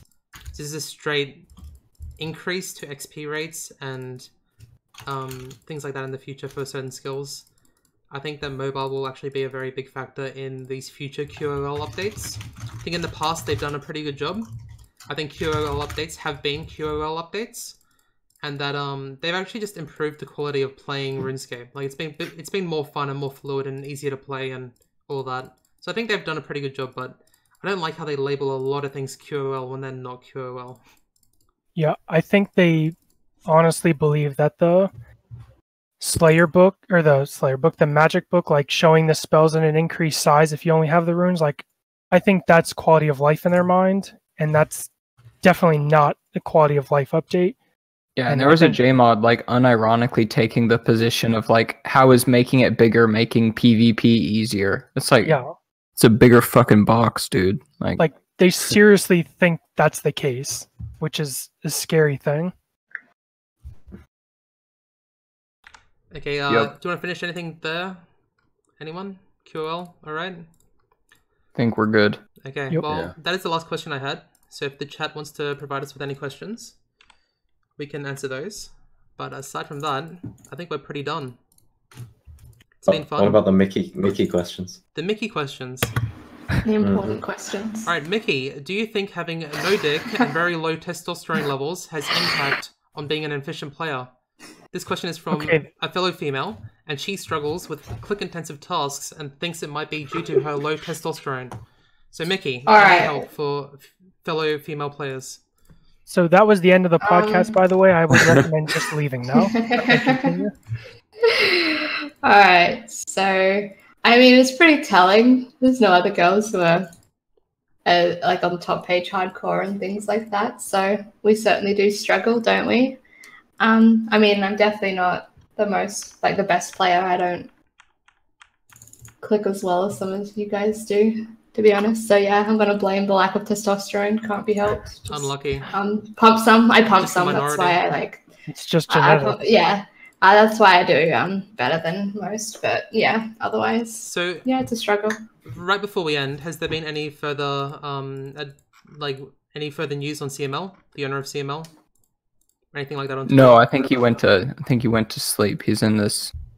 I'm a mod in the Discord. I don't want to flex, but we're pretty close at this point, and he hasn't mentioned anything to me, and we're like best friends at this point. So I think he joined Olympus Discord actually. Oh, PogChamp. Ooh, nice. Time to scroll through the list. So I'll just answer some questions here. Do you find PKing fun? NHing, edge breeding? Yes, I do. I actually really like PKing. I play. I really like PKing. I don't know if you're being serious then, but I personally am being serious, and I enjoy PKing. Like some of the most fun I've ever had was out with the Pepperoni Boys at Black Chins. Yeah. I think that's like it's like an unreal experience. If Lake you're watching, we're really sorry. Hell yeah. I'm also a big fan of PKing at the Yanil Sand Pit. It's very fun. Oh, and the Wildy course is actually a lot of fun. Like people are really upset with you for killing them at the Wildy course, but like it's pretty easy to just run that area. It's good. Alrighty, so that was it. That's the first Olympus podcast. Hope you all enjoyed it.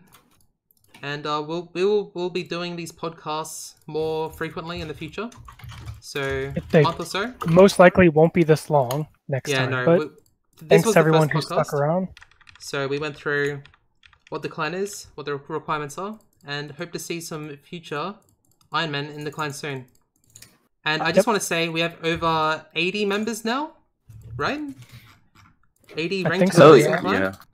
That's a lot. We have 200 people on the friends list. The clan opened 6 weeks ago. We have 80 ranked members, and the averages of the people in the clan are maxed. So in our CML group, you add up those 80 players, the average Ironman in our clan is a maxed Ironman. So, and we have pretty much all active front page Ironman in here. So I think 23 of the top 30 Ironmen are in Olympus. So, yep. Anyway, that's it. Hope you guys enjoyed. And if you guys have any recommendations or anything for the next podcast, definitely let us know. I'm super open to advice and things you guys want to tell us. So feel free to talk in Discord or anything. And I'll just put a link to the Olympus Discord in the Twitch chat. Anyone's welcome to join. We have a pretty open community. And try to be active if you want to be part of the Ironman community, because that's your best way to do it. Yep, tons and tons of resources in the Discord. So I definitely encourage anyone to join. Alright, hope you all enjoyed. See you guys. Bye, guys. Peace. Bye. Bye. Bye. Smorg.